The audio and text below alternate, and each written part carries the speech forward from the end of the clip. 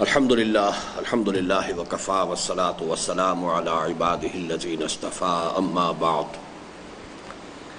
فاعوذ باللہ من الشیطان الرجیم بسم اللہ الرحمن الرحیم۔ اس کتاب کا جو دوسرا باب ہے جس کا اب ہمیں مطالعہ کرنا ہے، اس کا عنوان ہے قیام پاکستان کے بعد مذہبی طبقات کا طرز عمل ہونا کیا چاہیے تھا، ہوا کیا۔ یہ میری اپریل سن 67 میں چھپنے والی تحریر ہے۔ پاکستان کا قیام ہرگز ایک معمولی واقعہ نہ تھا۔ دنیا کے نقشے پر اس طرح اچانک اور بالکل غیر متوقع طور پر وقت کی عظیم ترین مسلمان مملکت کا رونما ہو جانا یقیناً مشیت ایزدی اور حکمت خداوندی میں کسی بڑی تدبیر کے سلسلے کی کڑی تھا۔ یہ نوٹ کر لیجئے کہ پاکستان کے قیام سے چند مہینے قبل بھی کسی کو کوئی امکان نظر نہیں آتا تھا کہ پاکستان قائم ہو جائے گا۔ میں نے اپنی کتاب جو پھر بعد میں لکھی ہے، اس تحریر کے یوں سمجھیے کہ 20 برس کے بعد استحکام پاکستان، اس میں ثابت کیا ہے کہ قیام پاکستان خالصتاً ایک معجزہ ہے، کوئی آثار نہیں تھے۔ جب سن 46 میں قائد اعظم نے کیبنٹ مشن پلان کو تسلیم کر لیا تو کم سے کم اس کے معنی یہ تھے کہ 10 سال تک کے لیے کم از کم انہوں نے ایک آزاد اور جداگانہ مملکت کے مطالبے سے دستبرداری اختیار کر لی۔ یہ 46 میں ہوا ہے۔ اس حوالے سے یہ بالکل معجزہ ہے، اور معجزے کا اصل سبب کیا ہے وہ میں پچھلی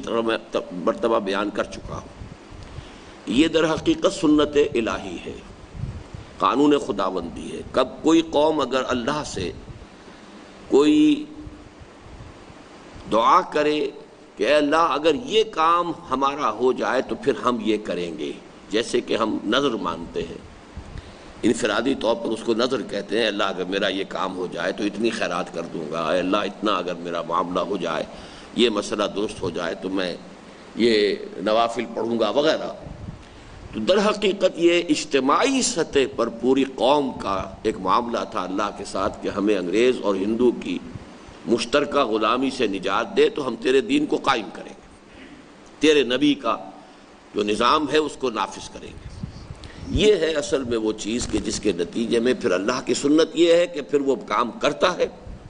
فَنَنْظُرَ كَيْفَ تَعْمَلُونَ، تو پھر ہم اب دیکھیں گے کہ تم کرتے کیا ہو، تم اپنا وعدہ پورا کرتے ہو کہ نہیں کرتے۔ اس سنت خداوندی کے تحت یہ معجزہ پاکستان کے قیام کا صادر ہوا ہے، اور ویسے بھی میں اس کو تفصیل سے بیان کر چکا ہوں اپنی خطبات جو میرے ہوئے ہیں خلافت کی تحریک کے سلسلے میں، کہ یہ معاملہ اچانک اس طور سے تو ہوا ہے ظہور پذیر، لیکن اس کے پیچھے 300 برس کی تاریخ تھی، 350 برس کی، اس لیے کہ سلسلہ تجدید جو ہے، سلسلہ مجددین امت، وہ جیسے ہی 11ویں صدی شروع ہوئی یا دوسرا 1000واں سال امت کی تاریخ کا شروع ہوا ہے، تو وہ سینٹر آف گریوٹی جو ہے علمی اور روحانی امت مسلمہ کا، وہ شفٹ ہو گیا ہے سب کانٹیننٹ کو، انڈین سب کانٹیننٹ کو۔ 11ویں صدی کے مجدد اعظم شیخ احمد سرہندی، 12ویں صدی کے مجدد اعظم شاہ ولی اللہ دہلوی، 13ویں صدی کے مجاہد اعظم سید احمد بریلوی اور شاہ اسماعیل شہید، ان کے پائے کی کوئی شخصیت پورے عالم اسلام میں ان پورے 300 سالوں میں نظر نہیں آتی۔ 14ویں صدی میں بھی پھر حضرت شیخ الہند جیسا مجاہد حریت، علامہ اقبال جیسا مفکر، مولانا مودودی جیسا مصنف، اور مولانا الیاس کے پائے کا کوئی مبلغ کہ جس نے اتنے بڑے پیمانے پر تحریکیں شروع کر دی، یہ آپ کو پوری دنیا میں ان کے آس پاس کی کوئی شخصیت بھی نظر نہیں آ سکتی۔ تو یہ در حقیقت ایک مشیت خداوندی میں اور تدبیر خداوندی میں،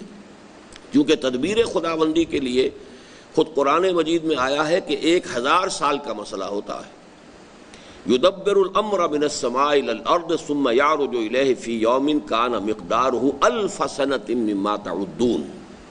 تو اللہ تعالیٰ کی مشیت جو ہے وہ ہزار برس کی ایک پلاننگ جو ہے، جو ہمارے حساب سے 1000 برس ہے، وہ اللہ کے لیے ایک دن ہے۔ اسی حوالے سے 1000 برس کا معاملہ جو ہے وہ اکبر کے زمانے میں،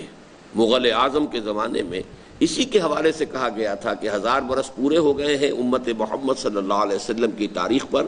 تو دین محمدی کا دور ختم ہو گیا۔ اب ایک نئے دین کا جو ہے آغاز ہونا چاہیے، اور وہ دین الہی یا دین اکبری تھا کہ جو ابو الفضل اور فیضی دو علماء، درباری علماء کی جو سمجھیے کہ سکھانے پڑھانے پر اکبر نے پھر وہ دین ایجاد کیا، اور اسے اپنی پوری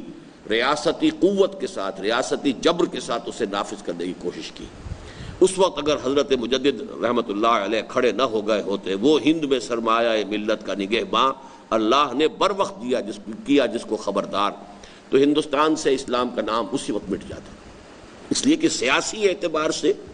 مسلمانوں کی حکومت اتنی مضبوط پہلے کبھی بھی نہیں تھی ہندوستان میں جتنی کہ اکبر کے زمانے میں تھی۔ سب سے بڑا رقبہ ہندوستان میں کہ جو ایک مغل امپائر کے تحت آیا ہے مسلمانوں کے ایک قبضے میں سمجھیے، وہ اکبر کے زمانے کا ہے۔ اس سے پہلے جنوبی ہند تقریباً باہر تھا، علیحدہ علیحدہ، ویسے کچھ مسلمان ریاستیں بھی تھیں تو علیحدہ تھیں، اس کا برکت سے کوئی تعلق نہیں تھا۔ باقی اور بہت سے جو علاقے تھے وہ ابھی ہندو ہی کے پاس تھے، لیکن اکبر کا زمانہ جو ہے سیاسی اعتبار سے عظمت کا زمانہ ہے، مسلمانوں کی عظمت بلند ترین، لیکن مذہبی اعتبار سے وہ زوال ان کی انتہا کا دور ہے۔ بہرحال اس میں جیسا کہ میں عرض کر رہا ہوں کہ یہ مشیت یزدی کا ایک سلسلہ ہے، 400 برس کی تاریخ ہے کہ جو کلمینیٹ ہوئی ہے قیام پاکستان میں۔ یہاں تو صرف ایک جملہ میں نے لکھا ہے، اس کی تفصیل اب وہ ہے جو میں اپنی پوری تقاریر کے اندر جو خلافت کے سلسلے میں نے کی ہیں اس میں بیان کیا کرتا ہوں۔ پاکستان کا قیام ہرگز ایک معمولی واقعہ نہ تھا، ویسے پوری دنیا میں محسوس کیا گیا ہے کہ ایک عجیب واقعہ ہوا ہے، مذہب کے نام پر ایک ریاست اور حکومت قائم ہوئی ہے، ایک ملک قائم ہوا ہے۔ 1 سال بعد اسرائیل دنیا میں آیا، وہ بھی کہا گیا کہ مذہب کے نام پر قائم ہوا ہے۔ تو یہ دونوں چیزیں انٹرنیشنلی تسلیم کی گئی ہیں کہ یہ بہت عجیب چیزیں ہوئی ہیں کہ مذہب کے نام پر 2 ملک وجود میں آئے۔ اگرچہ میرا تجزیہ یہ کہ اسرائیل مذہب کے نام پر نہیں قائم ہوا، اس لیے کہ وہ زائنزم کے ذریعے سے قائم ہوا ہے، اور زائنزم جو ہے وہ ایک ریشسٹ موومنٹ تھی، اور چونکہ یہودیت ویسے بھی ایک نسلی مذہب ہے، لہذا اس میں جو اصل فورس تھی وہ نسل کی تھی۔ پاکستان کی تحریک میں کوئی ایک نسل نہیں تھی، کوئی ایک زبان نہیں تھی، کوئی ایک جو ہے اس طرح سے کوئی اور کسی اعتبار سے نہیں، صرف مذہب کی وجہ سے مسلم لیگ کی تحریک کا جو ماسکہ جو بھی نظریہ تھا جوڑنے والا اسے، وہ تو سوائے مذہب کے اور کوئی نہیں تھا۔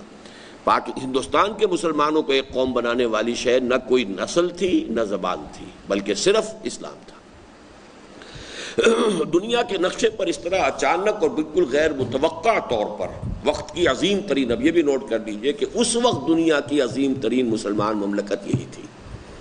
10 کروڑ کی آبادی کا ایک ملک، اس وقت دنیا میں کوئی اور موجود نہیں تھا۔ بعد میں تو انڈونیشیا کی آبادی بڑی تیزی سے بڑھی ہے اور اس کے اندر اضافہ ہوا ہے، پھر پاکستان تو چونکہ پھر 2 لخت ہو گیا، ورنہ یہ کہ پاکستان اگر اب بھی ایسٹ اور ویسٹ پاکستان متحد ہوتے تو دنیا کی عظیم ترین مسلمان مملکت اب بھی وہ ہے۔ 20 کروڑ کے لگ بھگ جو مسلمانوں کی تعداد جو ہے وہ دنیا کے کسی اور دوسرے ملک میں موجود نہیں ہے، لیکن اب نمبر 1 جو ہے وہ انڈونیشیا ہے، پاکستان نہیں ہے۔ وقت کی عظیم ترین مسلمان مملکت کا رونما ہو جانا یقیناً مشیت یزدی اور حکمت خداوندی میں کسی بڑی تدبیر کے سلسلے کی کڑی تھا، اب ضرورت اس امر کی تھی کہ قوم کے تمام طبقات اسے ایک عطیہ خداوندی اور نعمت خداداد سمجھتے اور ماضی کے تمام اختلافات کو بھلا کر کامل توافق و تعاون کے ساتھ اس کی تعمیر میں لگ جاتے۔ اب یہ کہیے یہ ایک خواہش ہے، ایک آرزو ہے، اس کو ہم اس سے زیادہ نہیں کہہ سکتے، لیکن یہ انداز کیوں اختیار کیا گیا ہے کہ ہم یہ سمجھیں کہ اس وقت کیا غلطی ہوئی، کس اعتبار سے۔ ظاہر بات ہے جب آپ کہتے ہیں کہ ڈیویٹ کیا گیا ہے یا کسی صحیح راستے سے جو ہے رخ تبدیل کیا گیا، تو صحیح راستہ کیا تھا وہ معین کیا جائے تو اس کے حوالے سے تعرف الاشیاء بازدادھا، اشیاء کو اس کی ضد کے حوالے سے، اینٹونیمز کے حوالے سے زیادہ سمجھا جا سکتا ہے۔ تو پہلے میں نے پازیٹیولی بیان کیا کہ ہونا کیا چاہیے تھا۔ قیام پاکستان کے بعد اس قومی قیادت پر جو اس کے وجود میں آنے کا ذریعہ بنی تھی اور جس کے ہاتھوں میں اس کی حکومت کے تمام اختیارات آ گئے تھے، اچانک بہت سی عظیم اور کٹھن ذمہ داریاں عائد ہو گئی تھیں۔ اس کا فرض تھا کہ ایک طرف اس کے بقاء و تحفظ اور دفاع و استحکام کا بندوبست کرتی، نیا ملک، فوج بھی ابھی یہاں موجود نہیں تھی، بہت سی فوج ابھی جو ہے ہندوستان کی چھاونیوں میں پڑی تھی، ابھی انہیں ٹرانسفر ہو کے آنا تھا۔ ادھر اس علاقے میں کوئی بڑے اسلحہ ڈپو نہیں تھے، سارے کے سارے بھارت کے پاس تھے، ہمارے پاس خزانہ کوئی نہیں تھا۔ ایک وقت میں صورت یہ بن چکی تھی کہ پیسے دینے کے لیے پیسے نہیں تھے، تنخواہیں دینے کے لیے وہ تو آدم جی نے آ کر جو ہے مدد کی ہے اور ایک بلینک چیک دیا ہے قائد اعظم کو کہ جتنی چاہیں رقم جتنی ضرورت ہے آپ اس میں بھریں اور نکلوا لیں. تب تو پاکستان میں جو سینٹرل گورنمنٹ کے ملازمین تھے انہیں تنخواہ دی گئی. پھر جو بھی طے ہوا تھا کہ ہندوستان کے جو ریزروز تھے یونائٹڈ انڈیا کے، اس میں سے اتنا حصہ پاکستان کا ہے، اس کو روک کر بھارت کی حکومت بیٹھ گئی تھی کہ ہم تو یہ ایشو نہیں کریں گے، ریلیز نہیں کریں گے. تو عجیب قسم کا ایک مخمصہ تھا. تو یہ ہے کہ اس کا فرض تھا کہ ایک طرف اس کے بقاء و تحفظ اور دفاع و استحکام کا بندوبست کرتی اور اس کی انتظامی مشینری کو بدلے ہوئے حالات کے مطابق اثر نو استوار کر کے تعمیری و ترقیاتی منصوبوں پر عمل درآمد شروع کرتی، اور دوسری طرف قوم کی سیاسی تربیت کا ایسا بندوبست کرتی جس سے اس میں سیاسی شعور نشو و نما پاتا، خیالات میں یکرنگی اور مقاصد میں ہم آہنگی پیدا ہوتی، قومی و ملی احساسات اجاگر ہوتے اور صحت مند سیاست کے خطوط متعین ہوتے چلے جاتے. پاکستان کی بقاء اور تحفظ و ترقی کے لیے فوری طور پر اگرچہ مقدم الذکر کام اہم تر تھا، لیکن دیر پا استحکام اور ٹھوس تعمیر کے نقطہ نظر سے مؤخر الذکر کام کہیں زیادہ ضروری تھا. ہیلدی پولیٹیکل ٹریڈیشنز کا قائم کرنا، اس نظام کے لیے جو ہے چینلز بنانا، ایک جو لانگ ٹرم کے اعتبار سے یہ زیادہ اہم تھا. لیکن فوری طور پر تو اس ملک کا تحفظ اور اس کے لیے کم سے کم یہ کہ ڈے ٹو ڈے جو ضروریات ہیں ان کے پورا کرنے کا معاملہ جو ہے وہ تو گویا کہ سر پر ایک تلوار کے طور پر ہر روز جو ہے ایک مسئلہ جو ہے وہ لٹکا ہوا ہوتا تھا. تو یہ کہ اگر شارٹ ٹرم کے اعتبار سے یہ ضروری تھا تو لانگ ٹرم پلاننگ کے اعتبار سے دوسری بات ضروری تھی. مذہبی و نیم مذہبی طبقات کو عام اس سے کہ پہلے وہ پاکستان کے شدید مخالف تھے یا بزوم خیش کسی عظیم تر منصوبے پر عمل پیرا تھے. عام اس سے یہ ایک عام اسلوب ہے جو عام طور پر مستعمل نہیں ہوتا ہے، یعنی اس سے قطع نظر مذہبی طبقات کے بارے میں جو بات میں کہہ رہا ہوں کہ اس سے قطع نظر کہ پہلے وہ پاکستان کے شدید مخالف تھے یا بزوم خیش کسی عظیم تر منصوبے پر عمل پیرا رہے تھے،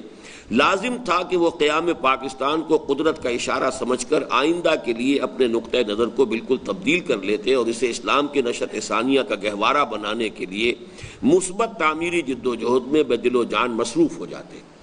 اب ان میں نے جو دو کیٹیگریز قائم کی ہیں اس کو نوٹ کر لیجیے جو ہم پڑھ چکے ہیں اس کے حوالے سے. جو شدید مخالف تھے وہ جمعیت علماء ہند کا حصہ تھا، اور جو کسی عظیم تر منصوبے پر کام کر رہے تھے وہ مولانا مودودی تھے. یعنی شدت مخالفت میں تو جمعیت علماء ہند،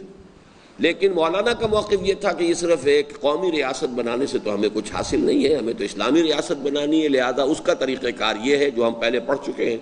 اسلامی حکومت کیسے قائم ہوتی ہے. اگر ہم اس طریقے پر عمل کریں گے تو ہندوستان کے کسی محدود علاقے میں نہیں بلکہ پورے ہندوستان میں اسلامی حکومت قائم ہو جائے گی. تو گویا کہ وہ اپنی فکر، اپنی سوچ، اپنی سمجھ کے مطابق عظیم تر منصوبے پر کام کر رہے تھے. اس کا نتیجہ یہ تو تھا کہ بہرحال مسلم لیگ کو سپورٹ انہوں نے نہیں کیا، پاکستان کی تحریک کے اندر اپنی توانائیاں جو ہیں وہ ایڈ نہیں کی. تو یہ دونوں طبقات، تیسرا طبقہ وہ تھا کہ جو مسلم لیگ کا ساتھ دے رہا تھا، اس کے ذکر کرنے کی ضرورت نہیں ہے، وہ تو پہلے سے جب تحریک پاکستان کے ساتھ تھا تو وہ تو یقیناً موجودہ قیادت کے ساتھ بھی جو پاکستان میں برسر اقتدار آئی اس کے ساتھ ہی تھا، اسی کا حصہ تھا، اس سے تعاون کر رہا تھا. اس لیے صرف ان دو طبقات کا تذکرہ کیا ہے کہ مذہبی و نیم مذہبی طبقات کو. نیم مذہبی کیوں میں نے کہا ہے یہاں یہ بھی نوٹ کر لیجئے، اس لیے کہ ہماری جو یہ جمعیت علماء پاکستان، جمعیت علماء اسلام، جمعیت اہل حدیث، یہ تو ہے خالص مذہبی، چونکہ یہ سیکٹیرین بنیادوں پر ہے. جماعت اسلامی جو ہے وہ نیم مذہبی، نیم سیاسی، نیم انقلابی، نیم جو ہے یوں سمجھیے کہ وہ مذہبی اس معنی میں نہیں ہے کہ کسی خاص اسکول آف تھاٹ، کسی خاص اسکول آف فقہ، کوئی مسلک جو ہے اس کے حوالے سے اس کی آئیڈینٹی ہو. ورنہ مذہب کا تصور جو ہوتا ہے وہ تو یہ ہے کہ یہ حنفی ہیں، یہ اہل حدیث کی جمعیت ہے، پھر حنفیوں میں یہ دیوبندی ہیں، یہ بریلوی ہیں، تو وہ تو ہے خالص مذہبی. لیکن یہ کہ ظاہر بات ہے کہ مذہب بھی دین کا حصہ ہے. تو جماعت اسلامی چونکہ ایک دینی تحریک تھی، لہذا مذہب کے اعتبار سے، اور پھر چونکہ اس نے یہاں آ کر سیاست کے اندر بالفعل حصہ لیا، تو نیم مذہبی، نیم دینی، نیم سیاسی جماعت. عام اس سے کہ پہلے وہ پاکستان کے شدید مخالف تھے یا بزوم خیش کسی عظیم تر منصوبے پر عمل پیرا رہے تھے، لازم تھا کہ وہ قیام پاکستان کو قدرت کا اشارہ سمجھ کر آئندہ کے لیے اپنے نقطہ نظر کو بالکل تبدیل کر لیتے اور اسے اسلام کی نشأت ثانیہ کا گہوارہ بنانے کے لیے مثبت تعمیری جد و جہد میں بے دل و جان مصروف ہو جاتے. اس کے لیے ایک طرف یہ ضروری تھا کہ ہر گروہ اپنے مزاج کی مناسبت اور اپنی صلاحیتوں اور قوتوں کے تناسب سے اس عظیم جد و جہد کے کسی ایک شعبے کو سنبھال لیتا، اور دوسری طرف یہ لازم تھا کہ انتشار و افتراق کے تمام رخنوں کو قطعی طور پر بند کر دیا جاتا اور قومی قیادت کے ساتھ حتی الامکان تعاون کی روش اختیار کی جاتی۔ اب یہ کیا جاتا، یہ سب جو ہے وہ جس کو کہتے ہیں ماضی تمنائی ہے، یہ آدمی بعد میں سوچ کر جو ہے وہ غور کر رہا ہے اس وقت کیا ہوا، لیکن یہ اس لیے میں بیان کر رہا ہوں جیسا کہ میں نے عرض کیا کہ اس کے پس منظر میں آپ سمجھ سکتے ہیں کہ ہوا کیا ہے، اس کے برعکس ہوا ہے۔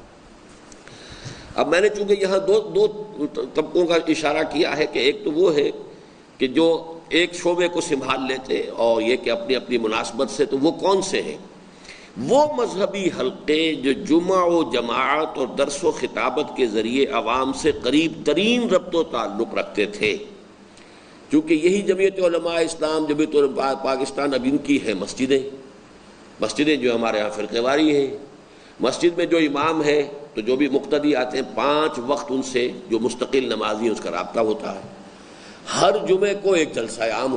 ہو گیا ہوتا ہے، تو اس میں وہ تقریر کرتا ہے، خطبہ دیتا ہے، لوگ آتے ہیں اپنا فرض جمعہ ادا کرنے کے لیے۔ تو یہ گویا کہ ان کو یہ پریویلیج حاصل تھا، اور اب بھی ہے کہ یہ عوام کے ساتھ رابطے کا ان کا ایک مستقل طریقہ ہے۔ یوں سمجھیے کہ ان کے تو ہر گلی کے اندر ایک دفتر موجود ہے، ہر مسجد جو ہے ان کا ایک دفتر ہے، اس لیے کہ وہاں ان کا ایک ذمہ دار آدمی بیٹھا ہوا ہے، فارغ التحصیل ہے، لوگوں کی آمد و رفت ہے، وہاں سے اس کے خیالات نشر ہو رہے ہیں۔ جبکہ جماعت اسلامی کو تو یہ سہولت حاصل نہیں تھی، اور تبلیغی جماعت کو بھی نہیں تھی۔ یہ انہوں نے بعد میں بہرحال جماعت نے بھی کوئی بعد میں مساجد بنائی ہیں کچھ علاقوں میں، بلوچستان میں، سرحد وغیرہ میں، کچھ اور جگہوں پر، لیکن یہ کہ وہ ابھی اس سطح تک پینیٹریٹ کرنے کا کوئی مستقبل بعید میں بھی کوئی امکان نظر نہیں آتا جس حد تک کہ ان مذہبی طبقات کی پینیٹریشن ہے، ان کی مسجدیں بنی ہوئی ہیں۔ تو وہ مذہبی حلقے جو جمعہ و جماعت اور درس و خطابت کے ذریعے عوام سے قریب ترین ربط و تعلق رکھتے تھے اور ان میں گہرے اثر و نفوذ کے مالک تھے، مذہبی، اخلاقی اور روحانی اقدار کے احیاء کے لیے انتہائی مؤثر کام کر سکتے تھے۔ اس میں اخلاقی اور روحانی، مذہبی تو یہ کرتے ہیں جو اپنا اپنا مسلک ہے اس کو بیان کرتے ہیں۔ اب عید آ گئی ہے تو اس میں اپنے مسائل بیان کریں گے فقہ حنفی کے، اور عید الاضحیٰ ہے تو قربانی کے مسائل اپنے بیان کریں گے، رمضان مبارک آیا ہے تو اس میں جو اپنے مسائل۔ تو مذہبی تو وہ کام ہوتا ہے، لیکن اخلاقی اور روحانی طرف ہو، اس کے لیے ان مراکز کو جس طریقے سے استعمال کیا جا سکتا تھا، اگر سامنے یہ بات ہوتی کہ کتنا بڑا اللہ نے ہمیں ایک موقع دے دیا ہے کہ ہمارے پاس ایک اتنی عظیم مملکت آ گئی ہے، اس کی تعمیر میں ہمیں یہ سارے کام کرنے ہیں، تو اگر اس کے اندر یوں سمجھیے کہ آپس میں مل جل کر کام کرنے کی فضا پیدا ہوتی، تو یہ سب سے زیادہ اکوپڈ تھے اور پریولیج تھے کہ مذہبی، اخلاقی اور روحانی ترقی اور استحکام کا کام کرتے۔ اور جماعت اسلامی علمی و فکری سطح پر اسلامی انقلاب اور تہذیبی و ثقافتی میدان میں اپنی دینی اقدار کے احیاء کے لیے قیمتی خدمات سر انجام دے سکتی تھی، اس لیے کہ جماعت اسلامی نے اب تو یہ کہ ہر فرقے نے بعد میں اپنا لٹریچر کافی پیدا کر لیا، ہر ایک کے رسائل، کئی رسائل جو ہیں، یہ دیوبندیوں کے رسائل چھپ رہے ہیں، یہ بریلویوں کے رسائل چھپ رہے ہیں، لیکن یہ کہ اس وقت شروع میں پاکستان جب بنا ہے تو اب کسی اور کا ماہنامہ وغیرہ نہیں تھا، کوئی اور ذریعہ نہیں تھا، کوئی لٹریچر لوگوں کے پاس نہیں تھا، بلکہ یہ کہ جماعت اسلامی نے، مولانا مودودی نے جو کام کیا تھا پارٹیشن سے پہلے وہ 10-12 سال کے اندر، جو ایک ذخیرہ فراہم کیا تھا تفہیمات اور تنقیحات اور پردہ اور سود اور اس طرح کی کتابیں جو لکھی تھی، تو مولانا مودودی کے اس کام کو حوالہ میں دے رہا ہوں۔ اور جماعت اسلامی علمی و فکری سطح پر اسلامی انقلاب،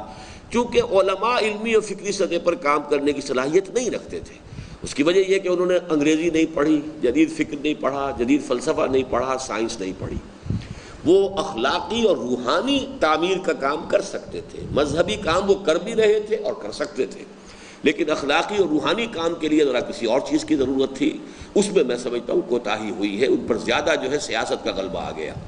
لیکن جماعت اسلامی جو ہے، چونکہ یہ در حقیقت بہت سے ان میں جو لوگ تھے وہ جدید تعلیم یافتہ تھے، مولانا مودودی خود جو ہے وہ انگریزی زبان جاننے والے اور انگریزی فکر اور فلسفے کا مطالعہ انہوں نے کیا ہے، تو اس حوالے سے ان کے اندر یہ صلاحیت تھی۔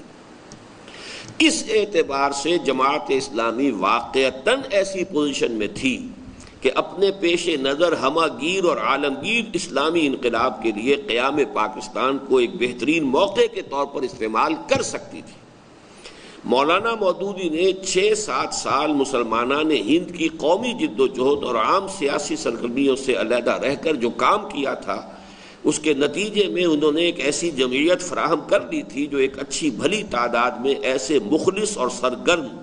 اور ساتھ ہی نظم اور باقاعدگی اور سلیقے اور قرینے کے ساتھ کام کرنے کی صلاحیت سے مسلح کارکنوں پر مشتمل تھی،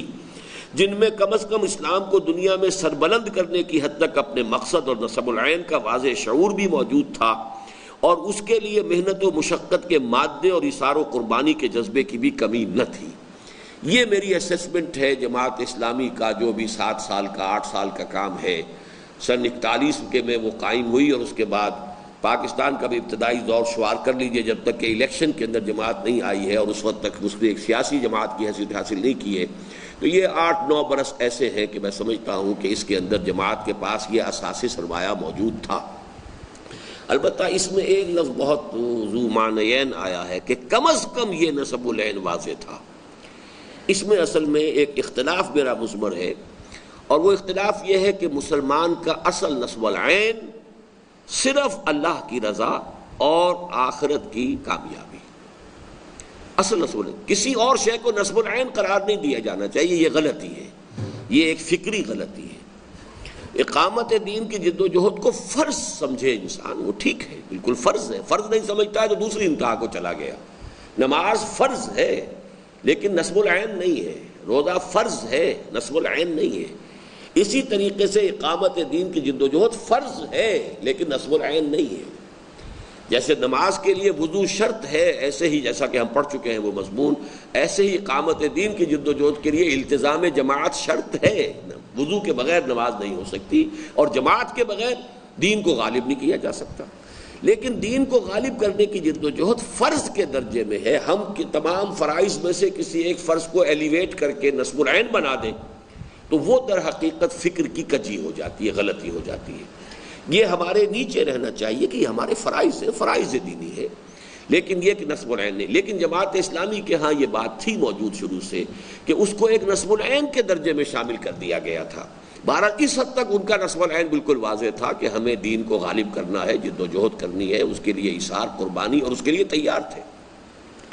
اور سب سے اہم یہ کہ اس جمعیت میں، اب یہاں جماعت کی بجائے میں نے جمعیت کا لفظ استعمال کیا، کہ جو بھی اس جماعت کے اندر لوگ آئے ہوئے تھے، ایک جو بھی گروہ تھا، چاہے چند 100 تھے، اس وقت تک ارکان کی کل تعداد غالباً 600-700 تھی کل، تو اس جمعیت میں دین و دنیا اور قدیم و جدید کا وہ امتزاج بھی موجود تھا جو اس دور میں دین کی کسی بھی مؤثر خدمت کے لیے لازمی اور لابدی ہے۔ باقی مذہبی طبقات وہ یک طرفہ تھے، انہوں نے انگریزی نہیں پڑھی، جدید تعلیمات حاصل نہیں کی، جدید نظریات سے واقفیت نہیں بہم پہنچائی، لہذا وہ ان صلاحیتوں سے مسلح نہیں تھے کہ جو اس کام کے لیے ضروری ہیں، لیکن اس گروہ کے اندر، اس جمعیت میں وہ صلاحیت موجود تھی۔ اس اعتبار سے یہ جمعیت مسلمانوں کے جدت پسند اور قدامت پرست طبقات کے مابین ایک امت وسطیٰ کا رول ادا کر سکتی تھی۔ جدت پسند وہ لوگ ہیں کہ جو ہر جدید چیز کو لپٹ کر اختیار کر لیتے ہیں، قدامت پرست وہ ہیں کہ جو قدم آگے بڑھانے کو تیار ہی نہیں ہوتے، لکیر کے فقیر سمجھ لیجئے۔ جیسے کہ علامہ اقبال نے کہا ہے کہ آئین نو سے ڈرنا، طرز کہن پہ اڑنا، منزل یہی کٹھن ہے قوموں کی زندگی میں۔ اب یہ دونوں انتہائیں ہیں، ایک یہ ہے کہ جدید کے اتنے شائق ہو جائیں کہ اپنے اصولوں کو بھی چھوڑ دیں، اور ایک یہ ہے کہ قدیم پہ ایسے اڑ جائیں کہ جدید میں جو چیز صحیح ہے اس کو بھی قبول نہ کریں۔ یہ دو انتہائیں ہیں، اور ہمارے ہاں یہ دونوں انتہائیں موجود تھیں۔ کچھ لوگ وہ تھے جنہوں نے مغربی فکر کو، مغربی تہذیب کو، مغربی رہن سہن کے انداز کو، یہ ساری چیزیں جو ہیں بالکل یعنی اس کی کاپی بن گئے۔ لارڈ میکالے نے جیسے کہا تھا کہ ہم چاہتے ہیں کہ سوائے ایک چمڑی کی رنگت کے ہندوستان کے لوگوں کو باقی ہر اعتبار سے یورپین بنا دیں۔ تو ایسے بہت سے لوگ تھے کہ جو واقعتاً اس رنگ میں رنگے گئے، لیکن دوسری طرف وہ لوگ بھی تھے جو انگریزی پڑھنے کو بھی حرام کہہ رہے، جو میز کرسی پر بیٹھ کے کھانا کھانے کو حرام کہہ رہے۔ تو یہ دوسری انتہا تھی۔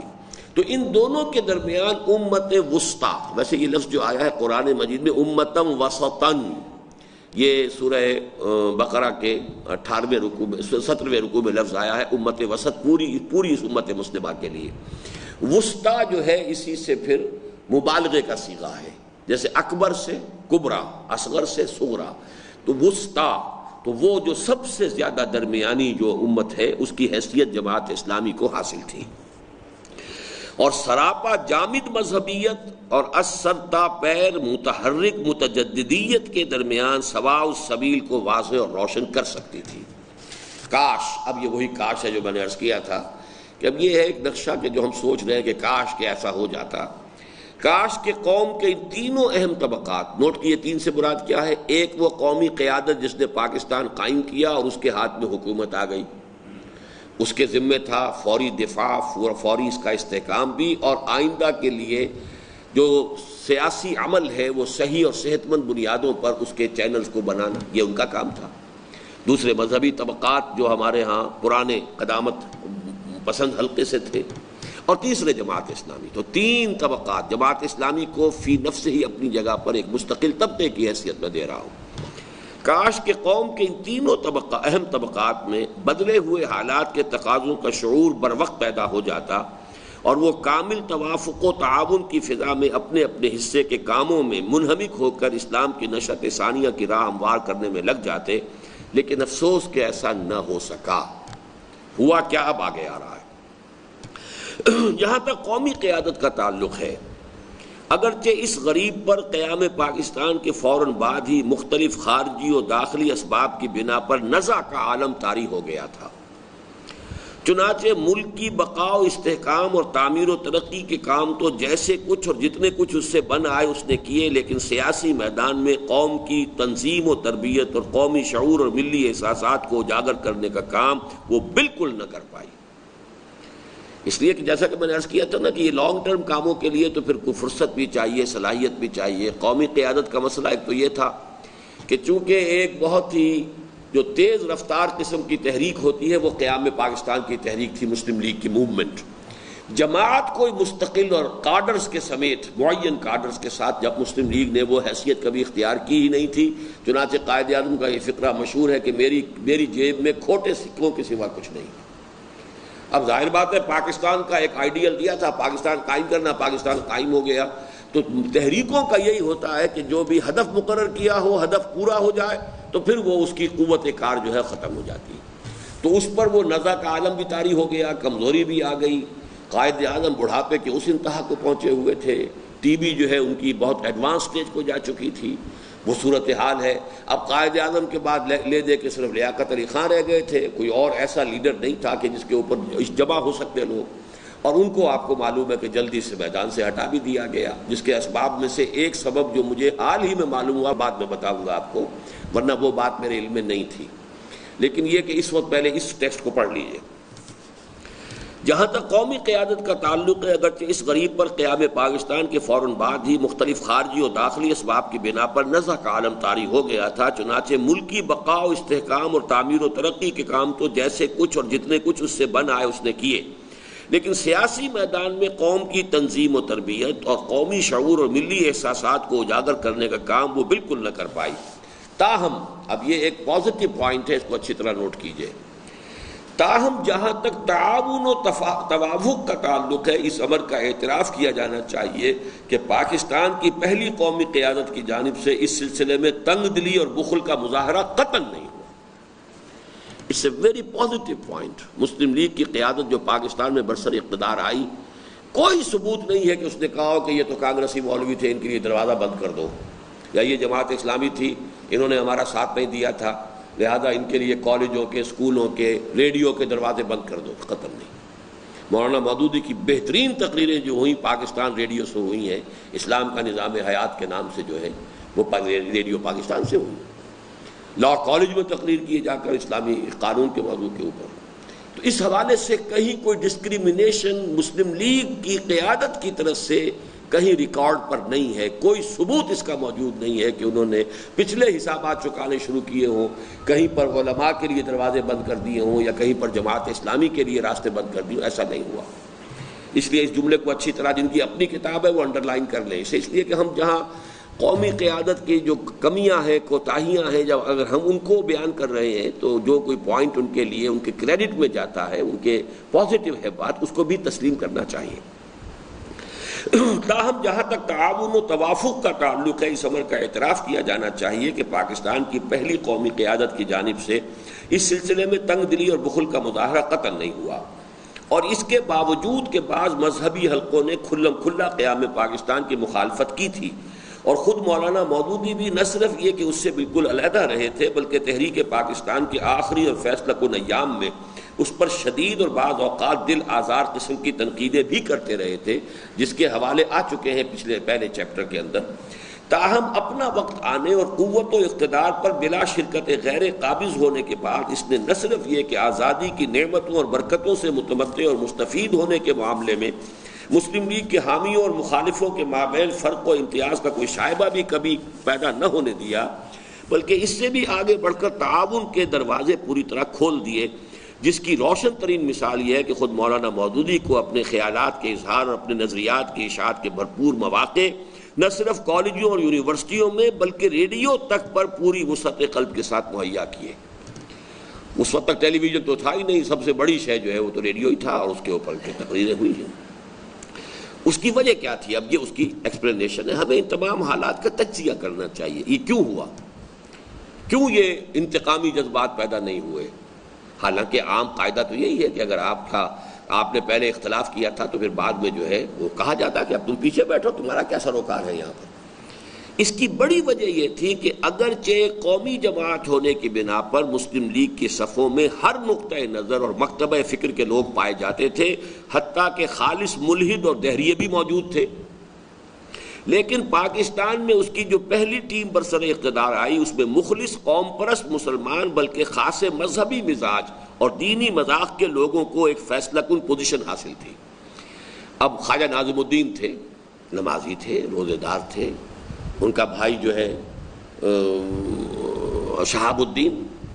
اسی طریقے سے مولوی تمیز الدین کا خیال کیجئے، پھر یہاں ہمارے سردار عبدالرب نشتر تھے،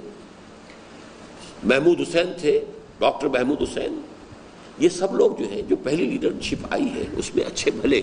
مطلب یہ کہ وہ علماء تو نہیں تھے، لیکن یہ کہ وہ قوم پرست مسلمان اور ایک عقیدہ جس کو کہتے ہیں اسلام کا عقیدہ ان کا جو ہے وہ صحیح تھا۔ اگرچہ ان میں افتخار الدین بھی تھے، وہ سوشلسٹ تھے، دولتانہ صاحب بھی تھے، وہ سوشلسٹ تھے، اسی طریقے سے کٹر کمیونسٹ بھی، چونکہ یہ جو کمیونسٹ انٹرنیشنل کی طرف سے پاکستان کے قیام سے کچھ عرصے قبل یہ آرڈر دے دیا گیا تھا ہندوستان کی کمیونسٹ پارٹی کے مسلمان ممبرز کو کہ مسلم لیگ میں شامل ہو جاؤ، اس لیے کہ اب پاکستان بننے والا ہے، بن کر رہے گا، لہذا تم ابھی سے اپنے جو ہے کریڈینشلز جو ہیں وہ اسٹیبلش کرنے کی کوشش کرو تاکہ پاکستان میں تم جا کے کام کر سکو۔ تو بہرحال وہ بھی تھے ان کے اندر، یقیناً وہ کٹر کمیونسٹ بھی تھے، دہریے بھی تھے، ملحد بھی تھے، لیکن ان میں اچھی بھلی تعداد ایسے لوگوں کی تھی، اور اتفاق سے جو لوگ پہلی مرتبہ جو ٹیم بنی ہے اور جو پہلی ہماری مرکزی قیادت آئی ہے اس میں ان کا پلڑا بھاری تھا۔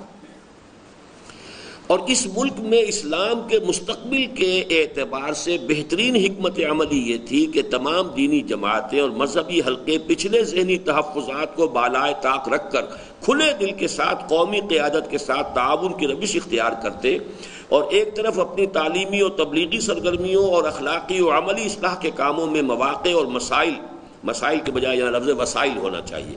مواقع اور وسائل کے اس اضافے سے فائدہ اٹھاتے جو مسلمانوں کی قومی ریاست میں حکومت کے ساتھ تعاون کی صورت میں متوقع تھا،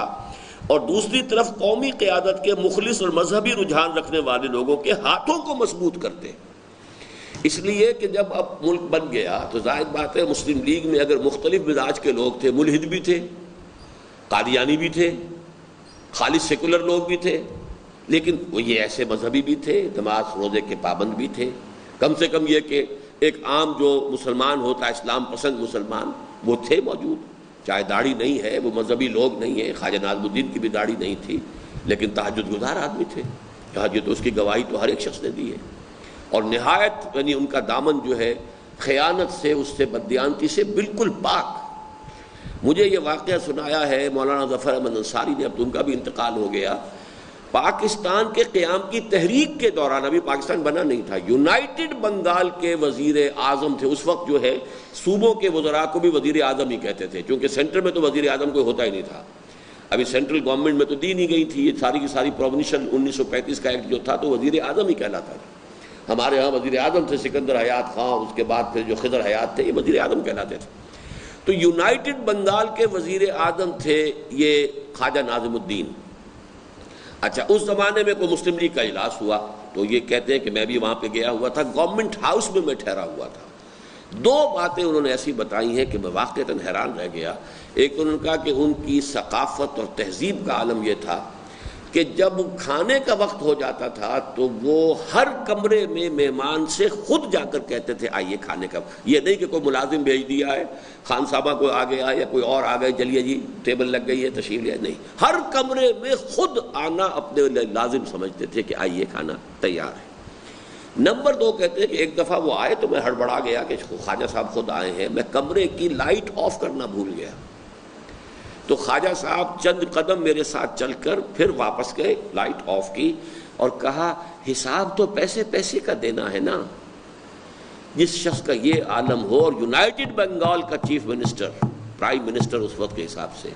لیکن وہ اس کا بھی خیال کر رہا ہے کہ بجلی نہ جلے بغیر ضرورت کے، اس طرح کا، تو ایسے لوگ بھی تھے۔ تو اس اعتبار سے بہترین حکمت عملی یہ تھی کہ تمام دینی جماعتیں اور مذہبی حلقے پچھلے ذہنی تحفظات کو بالائے طاق رکھ کر کھلے دل کے ساتھ قومی قیادت کے ساتھ تعاون کی روش اختیار کرتے، اور ایک طرف اپنی تعلیمی اور تبلیغی سرگرمیوں اور اخلاقی اور عملی اصلاح کے کاموں میں مواقع اور وسائل کے اس اضافے سے فائدہ اٹھاتے جو مسلمانوں کی قومی ریاست میں حکومت کے ساتھ تعاون کرنے کی صورت میں متوقع تھا۔ ظاہر بات ہے کہ انڈیا جو ہے، اگر وہ ایک یونائٹڈ انڈیا کی حیثیت سے آزاد ہوا ہوتا تو ریڈیو انڈیا، آل انڈیا ریڈیو سے مولانا مودودی کی تقریر جو ہے اسلام کا نظام حیات، اس کے براڈ کاسٹ ہونے کا کوئی امکان نہیں تھا۔ تو یہ تو چونکہ مسلمانوں کی قومی ریاست وجود میں آ گئی تو اس کا امکان ہوا، اور یہ امکان اسی طریقے سے زیادہ آگے بڑھ سکتا تھا کہ ان کے بھی جو مذہبی حلقے ہیں ان کے ہاتھوں کو مضبوط بنایا جائے، ان سے تعاون کیا جائے، اور دوسری طرف قومی قیادت کے مخلص اور مذہبی رجحان رکھنے والے لوگوں کے ہاتھوں کو مضبوط کرتے۔ لیکن افسوس کہ صرف مولانا شبیر احمد عثمانی اور ان کے رفقائے کار کو چھوڑ کر کہ انہوں نے تو حصول پاکستان کی جد و جہد میں بھی مسلم لیگ کے ساتھ تعاون کیا تھا، اکثر مذہبی حلقوں نے یا تو لا تعلقی کی روش برقرار رکھی یا معاندانہ انداز اختیار کر لیا۔ اب یہ دو لفظ یہاں پر آئے ہیں، ان کی شرح بعد میں آئے گی۔ لا تعلقی کی روش، انڈیفرنٹ، جیسے میں کہا کرتا ہوں گاؤ آمد کے خر رفت کے خر آمد کے گاؤ رفت، ہمیں اس سے کوئی بحث نہیں، یہ ایک لا تعلقی ہے، ذہنی لا تعلقی۔ اور دوسرا معاندانہ انداز، کہ ان کی دشمنی۔ فعال نیشنلسٹ علماء کی اکثریت، یہ بہت اہم واقعہ ہے ہماری پاکستان کی تاریخ کا، اس کو نوٹ کر لیجئے۔ نیشنلسٹ علماء سے مراد کون ہے؟ جمعیت علماء ہند کے لوگ، اور وہ پاکستان کے شدید مخالف تھے۔ فعال نیشنلسٹ علماء کی اکثریت اور ان کے اصل مراکز تو ہندوستانی میں رہ گئے تھے، دیوبند سب سے بڑا مرکز ہندوستان میں رہ گیا۔ پاکستان کے حصے میں جو لوگ آئے ان میں سے مجلس احرار نے بظاہر بہت عقل مندی سے کام لیا اور سیاست کے میدان سے کامل کنارہ کشی اختیار کر کے اپنی سرگرمیاں صرف دینی و مذہبی دائرے میں، اپنی سرگرمیوں کو صرف دینی و مذہبی دائرے میں محدود کر دیا۔ کہ مجلس احرار اسلام جو ہے یہ آل انڈیا فینومینن نہیں تھی، یہ صرف پنجاب کی تحریک تھی، لیکن یہ کہ ان میں بڑے فعال عوامی کارکن تھے جو شیل خطیب، آگ لگا دینے والی تقریریں اور عوامی انداز، بالکل عوام کے ساتھ رہنا، وہی کپڑے پہننا، کھدر کے ہوں، موٹا جھوٹا کھانا، تھرڈ کلاس میں سفر کرنا، اس میں واقعہ یہ ہے کہ احراری قیادت جو ہے وہ بہت نمایاں ہے۔ لیکن یہ بھی مسلم لیگ کے اور پاکستان کے مخالف تھے، اور یہ لوگ جو ہیں وہ بھی جو انڈیا کی وحدت ایک کل کی حیثیت سے اس کو آزاد کرانے کے خواہش مند تھے۔ اب جب انہوں نے دیکھا پاکستان بن گیا، اب اگر ہم اپنی پولیٹیکل ایکٹیویٹی کو اسی نام سے لے کر چلتے ہیں تو ظاہر بات ہے کہ ہمیں قدم قدم پر رکاوٹیں آ سکتی ہیں۔ تو انہوں نے حکمت عملی کے طور پر طے کر دیا کہ اب ہم سیاست سے ریٹائر ہو رہے ہیں، سیاست سے ہمارا کوئی سروکار ہی نہیں، ہم تو خالص مذہبی کام کریں گے۔ اچھا، خالص مذہبی کام میں بھی آگے جملہ آ رہا ہے کہ جن لوگوں نے بھرپور سیاسی زندگی گزاری ہو وہ خالص مذہبی کام کرنے پر کیسے دل مطمئن ہو سکتا ہے؟ لہذا ان کے اندر کی جو سیاسی ایکٹیویٹی کا جو جذبہ تھا وہ بہت جلد ایکسپلوڈ کر کے اور اینٹی قادیانی موومنٹ کی شکل اختیار کر گیا 53 میں۔ قادیانیوں کو کافر قرار دینے کی تحریک جو ہے وہ احرار نے شروع کی، اور وہ ان کی جو بہرحال ایک جو بھی وہ یعنی ان کے اندر فعالیت تھی، وہ فعال آدمی کیسے بیٹھ جائے گا نچنت، کچھ نہ کچھ اسے کرنا ہے۔ بظاہر بہت عقل مندی سے کام لیا اور سیاست کے میدان میں کامل کنارہ کشی اختیار کر کے اپنی سرگرمیوں کو صرف دینی مذہبی دائرے میں محدود کر لیا، لیکن ایک طویل عرصے تک کارزار سیاست میں گھمسان کی لڑائی لڑ چکنے والوں کے لیے کامل علیحدگی مشکل تھی، چنانچہ چند ہی سال بعد ان کی محبوس سیاسیت، یہ جو حبس میں آ گئی نا سیاسیت جو ہے محبوس ہو گئی، گرفتار ہو گئی، ایک آتش فشاں کے مانند پھٹ کر رہی، اور پاکستان کی سیاسیات کا ہر طالب علم جانتا ہے کہ اس حادثے نے پاکستان کی قومی اور سیاسی زندگی کی گاڑی کو پٹڑی سے اتارنے میں اہم ترین حصہ ادا کیا۔ یہ بڑا تاریک باب ہے ہماری تاریخ کا، چونکہ احرار تھے صرف پنجاب میں، تحریک پنجاب میں اٹھی اور بڑے زور شور سے اٹھی، اس میں کوئی شک نہیں۔ دولتانہ اس وقت وزیر اعظم تھے، انہوں نے یہ حکمت دیکھی کہ اسے مرکز کی طرف ڈائیورٹ کر دیا، اس کے نتیجے میں ناظم الدین کی حکومت ختم ہو گئی۔ اتنا بڑا حادثہ ہے پاکستان کی اس کانسٹیٹیوشنل اور سیاسی زندگی کے اندر۔ اس کو پھر جو بھی شکل بنی آپ کو معلوم ہے کہ پھر وہ ملک غلام محمد کو موقع مل گیا، وہ آ گیا گورنر جنرل کی حیثیت سے، اس کو پٹڑی سے اتار کے سکندر مرزا آ گیا، اس کو پھر جو ہٹا کر ایوب خان آ گیا۔ لیکن پٹڑی سے جو گاڑی اتری ہے وہ در حقیقت جو اینٹی قادیانی موومنٹ تھی، جہاں تک مسئلے کا تعلق ہے کہ قادیانیوں کو غیر مسلم قرار دیا جانا چاہیے، وہ بالکل درست مسئلہ تھا، لیکن جس نہج سے وہ تحریک چلی ہے اس میں خون خرابہ جس طرح ہوا ہے، پھر یہ کہ جس طریقے سے آج کے مولانا عبدالستار نیازی صاحب جو ہے وہ اپنی داڑھی منڈوا کے اور کسی دیگ میں بیٹھ کر مسجد وزیر خان سے نکل کے اپنی جان بچا کر بھاگے تھے، اس لیے کہ ان کا معاملہ بھی یہ ہو گیا تھا، جیسے کہ مولانا مودودی کو بھی پھانسی کی سزا جو ہے کورٹ مارشل نے سنائی تھی اس وقت۔ تو وہ ایک سمجھیے کہ پاکستان کی سیاست کی گاڑی کو سیاست کی پٹڑی سے اتارنے میں 1953 کی اس اینٹی قادیانی یا ختم نبوت موومنٹ کا سب سے بڑا عمل دخل ہے، اور اس کے سبب کیا ہے کہ وہ تحریک اس طور سے چلائی گئی۔ حالانکہ سن 74 میں پھر اٹھی ہے تحریک، اب چونکہ اس کے قائد تھے مولانا بن نوری اور وہ خالص غیر سیاسی آدمی تھے، لہذا سن 74 کی تحریک کامیاب ہو گئی، لیکن یہ لوگ تھے سیاسی، ان کا ایک ماضی تھا، ان کا ایک انداز تھا، ان کے تقریروں کے اور انداز تھے، ان کے اندر جو آگ بھری ہوتی تھی، جو غلیظ زبان بھی استعمال ہوتی تھی، وہ جو انداز تھا احراریوں کا، اس کے حوالے سے جو ہے تو اس تحریک نے جو رنگ اختیار کیا وہ اور تھا، اور اس کا نتیجہ کیا نکلا کہ پاکستان کی جو قومی زندگی سیاسی زندگی ہے وہ سیاسی پٹڑی پر سے نیچے اتر گئی۔ یہ تو ایک معاملہ ہوا۔ علماء دین کی ایک عظیم اکثریت نے قومی اور سیاسی زندگی سے ایک گونا لا تعلقی کی اس روش کو برقرار رکھا جس پر وہ تقریباً 5 صدی سے عمل پیرا تھے۔ یہ ہم پہلے پڑھ چکے ہیں۔ جب انگریز آیا ہے تو انہوں نے کہا ہم نے نہ انگریزی پڑھنی ہے، نہ انگریزی علوم پڑھنے ہیں، نہ سائنس پڑھنی ہے، نہ انگریزی تہذیب اختیار کرنی ہے، نہ کلچر اختیار کرنا ہے، تو اب وہ تو علیحدہ ہو گئے تھے بالکل، کونوں خدروں میں بیٹھ کر قال اللہ قال رسول پڑھیں گے اور پڑھائیں گے، اللہ اللہ خیر صلی اللہ۔ لیکن یہ کہ پاکستان بننے کے بعد جو اب شکل بنی کہ انگریز چلا گیا، اب مسلمانوں کے ہاتھ میں حکومت آ گئی، اس سے جو تبدیلی آ گئی تھی اس کا کوئی ان کی جو حکمت عملی تھی اسٹریٹجی کے اندر اس کے بنا پر کوئی چینج نہیں آئی۔ اس کے اسباب بھی ہیں، یعنی میں ان کی طرف سے اسباب بھی بیان کر رہا ہوں، چونکہ انگریز گورا انگریز چلا گیا، کالے انگریز آ گئے۔ وہ انگریز آئے جو تھے، جو وہاں کے تھے وہ تو چلے گئے، لیکن وہ انگریز جس نسل کو تیار کر کے یہاں چھوڑ گئے تھے، ان کی تہذیب وہی، ان کا تمدن وہی، ان کا رہن سہن وہی، ان کا اٹھنا بیٹھنا وہی، ان کے فوج کے اندر ہے تو وہی میس کے اندر شراب ہو رہی ہے، اور یہ تو ظاہر بات ہے کہ وہ تو تہذیب و تمدن جو ہے میکالے کے نظام نے پورا تبدیل کر دیا تھا، اور حکومت ان کے ہاتھ میں آئی تھی۔ اس اعتبار سے انہوں نے یہ سمجھا کوئی فرق نہیں ہوا، گاؤں آمد کے خر رفت، وہ خر چلا گیا، جو گاؤں آ گئی ہے تو گاؤں بھی ہمارے کسی کام کی تو ہے نہیں، لہٰذا ہمیں تو اسی کام کو پرپیچویٹ کرنا ہے کہ جو ہم کر رہے تھے انگریز کے دور میں، اسی میں لگے رہنا ہے۔ علماء دین کی ایک عظیم اکثریت نے قومی اور سیاسی زندگی سے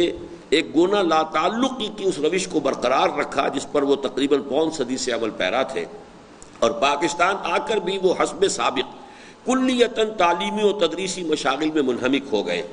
چنانچہ یہ تو ضرور ہوا کہ دیکھتے ہی دیکھتے کئی نئی اور عظیم دینی درسگاہیں پاکستان میں قائم ہو گئیں۔ اب آپ دیکھیے یہاں پر جامعہ اشرفیہ، کیا شاندار عمارت ہے، کیا شاندار مسجد ہے۔ کراچی میں جا کے دیکھیے مولانا بن نوری کا مدرسہ، اسی طریقے سے کورنگی میں جا کر دیکھیے مولانا مفتی محمد شفیع صاحب کا مدرسہ، ٹنڈو علیار میں جا کر دیکھیے مولانا ظفر احمد عثمانی نے مدرسہ قائم کیا۔ تو حالانکہ کوئی مدرسے نہیں تھے،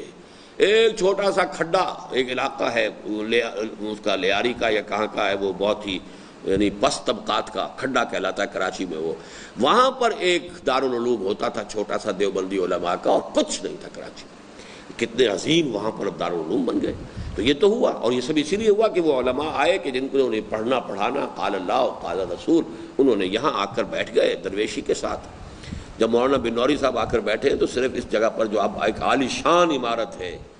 اس کی جگہ پر صرف انہوں نے ایک چھپر ڈال کر جو ہے ایک سائبان سا بنایا تھا، اور اس کے اندر حالت یہ تھی کہ طلباء کی کتابوں کو بارش سے بچانے کا کوئی ذریعہ نہیں تھا سوائے اس کے کہ ایک بڑا سا جو ہمارے گھروں میں پیٹیاں ہوتی ہیں وہ لحاف وغیرہ رکھنے کے لیے، ایسی ایک بڑی پیٹی خریدی گئی تھی کہ کتابیں اس میں رکھ دی جائیں تاکہ بارش ہو تو جو آدمی بھیگے لیکن کتابیں بچی رہیں۔ اس جگہ سے وہ مدرسہ شروع ہوا۔ اب اگر آپ جا کے اس کی مسجد دیکھیں، عالی شان بن نوری ٹاؤن اس علاقے کا نام ہو گیا ہے، جامعہ بن نوریہ، تو یہ اس کی طرف اشارہ ہے۔ چنانچہ یہ تو ضرور ہوا کہ دیکھتے ہی دیکھتے کئی نئی اور عظیم دینی درسگاہیں پاکستان میں قائم ہو گئیں، جن میں قال اللہ تعالیٰ اور قال الرسول صلی اللہ علیہ وسلم کی صدائیں زور شور سے بلند ہونے لگیں، اور اس اعتبار سے یقیناً قابل قدر اور بیش قیمت کام سر انجام پا گیا۔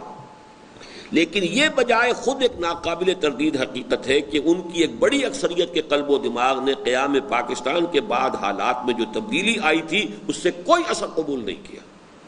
اور نہ صرف یہ کہ اس امر کی کوئی شہادت نہیں ملتی کہ انہوں نے قیام پاکستان کو کوئی اہم واقعہ سمجھ کر اس کے زیر اثر اپنے نقشہ کار حتیٰ کہ اپنے تعلیمی اور تدریسی معمولات یہاں تک کہ نصاب ہی میں کسی تبدیلی کی ضرورت محسوس کی ہو۔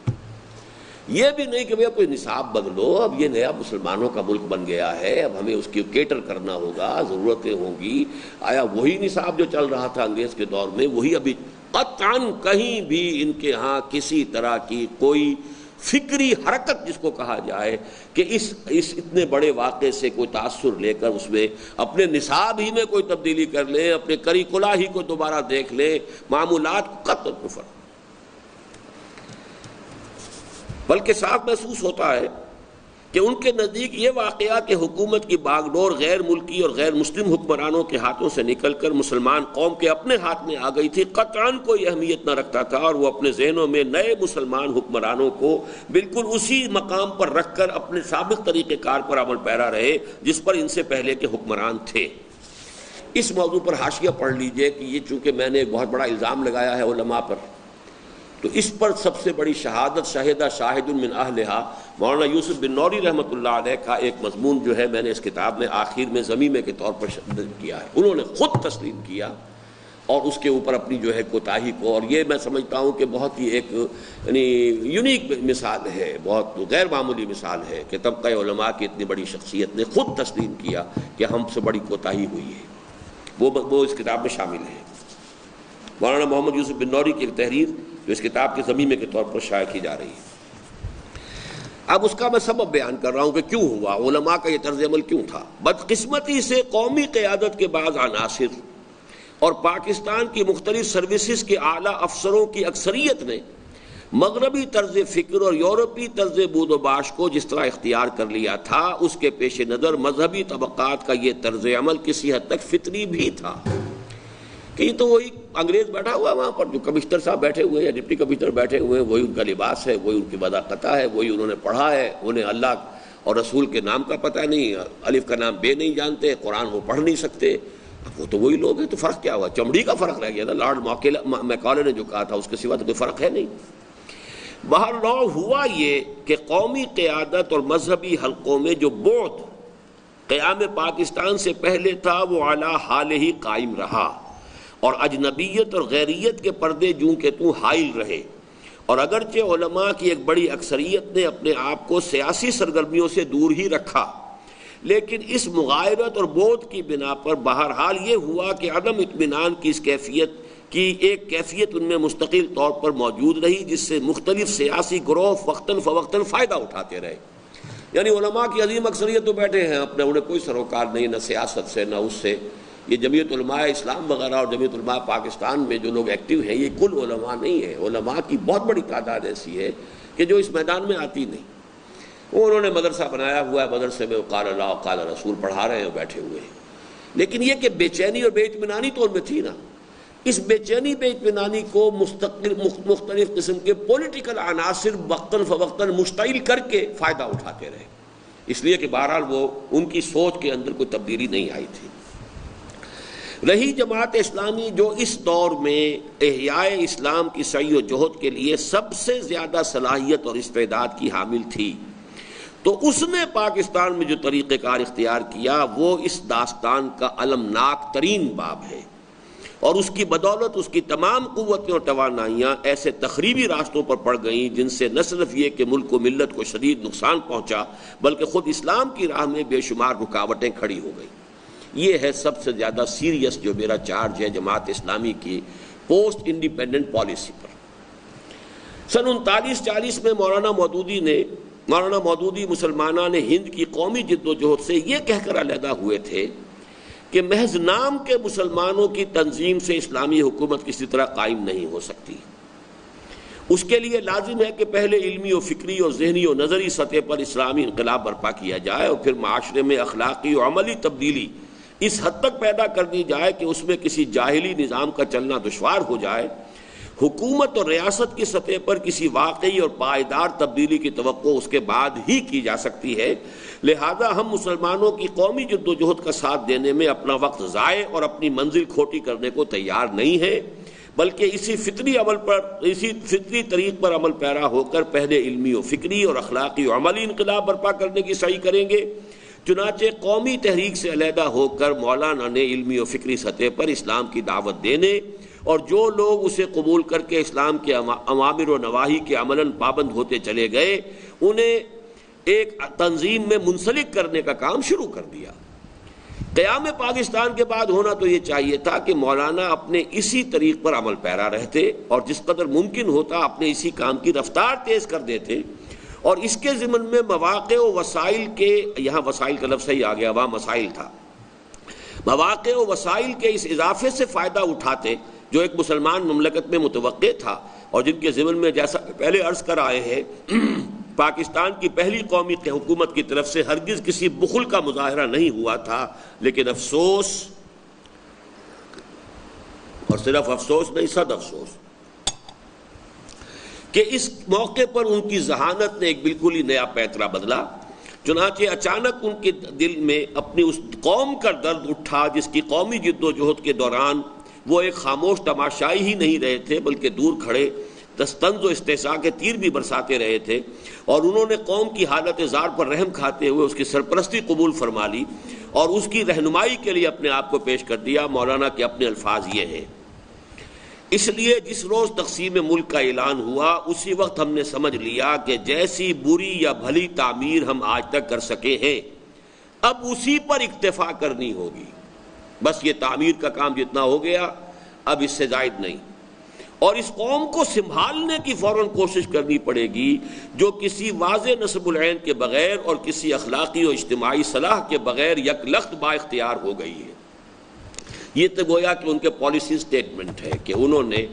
اپنے اس کام کو کہ جو وہ 6 برس تک کرتے رہے تھے، 7 برس، اب انہوں نے سمجھا کہ اس سے ذرا ہٹ کر اب ہمیں کام کرنا پڑے گا، اب ہمارے پاس یہ دعوت اور تربیت اور اخلاق اور عمل اور علمی اور فکری انقلاب کے لیے کام کرنے کا وقت نہیں رہا، جتنا ہو گیا ہو گیا، اب ہمیں مجدھار میں آ کر قوم کو سنبھالنا ہے، اس لیے کہ قوم بالکل خالی اس ذہن ہے، اس کے سامنے کوئی پروگرام نہیں ہے، کوئی نقشہ نہیں ہے، کوئی نصب العین نہیں ہے، کوئی اس کی اخلاقی تربیت نہیں ہے، اسے سنبھالنا ہے۔ ساتھ ہی وہ ان مطالبات کے ساتھ سیاست کی عین مجدھار میں کود پڑے کہ نمبر 1،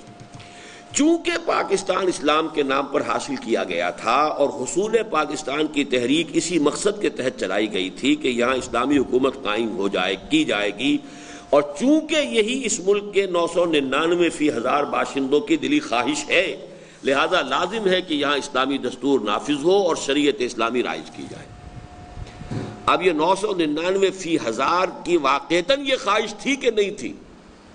ایک ہے حقیقی، ایک تجزیہ۔ وہ تو تجزیہ وہ پہلے کرتے رہے تھے کہ یہ تو نام کے مسلمان ہیں، نسلی مسلمان ہیں، ان کے اندر کہاں وہ نہ اخلاق اسلامی کردار ہے نہ اسلامی زندگی ہے، لیکن اب پریمیسز بدل گئے۔ نمبر 2، چونکہ مسلمانوں کی قومی قیادت اب تک جن لوگوں کے ہاتھ میں رہی ہے وہ ایک اسلامی حکومت کو چلانے کی صلاحیت سے عاری محض ہے، لہذا انہیں چاہیے کہ وہ مسند قیادت و سیادت سے دستبردار ہو جائیں اور ایک نئی قیادت کے لیے جگہ خالی کر دیں۔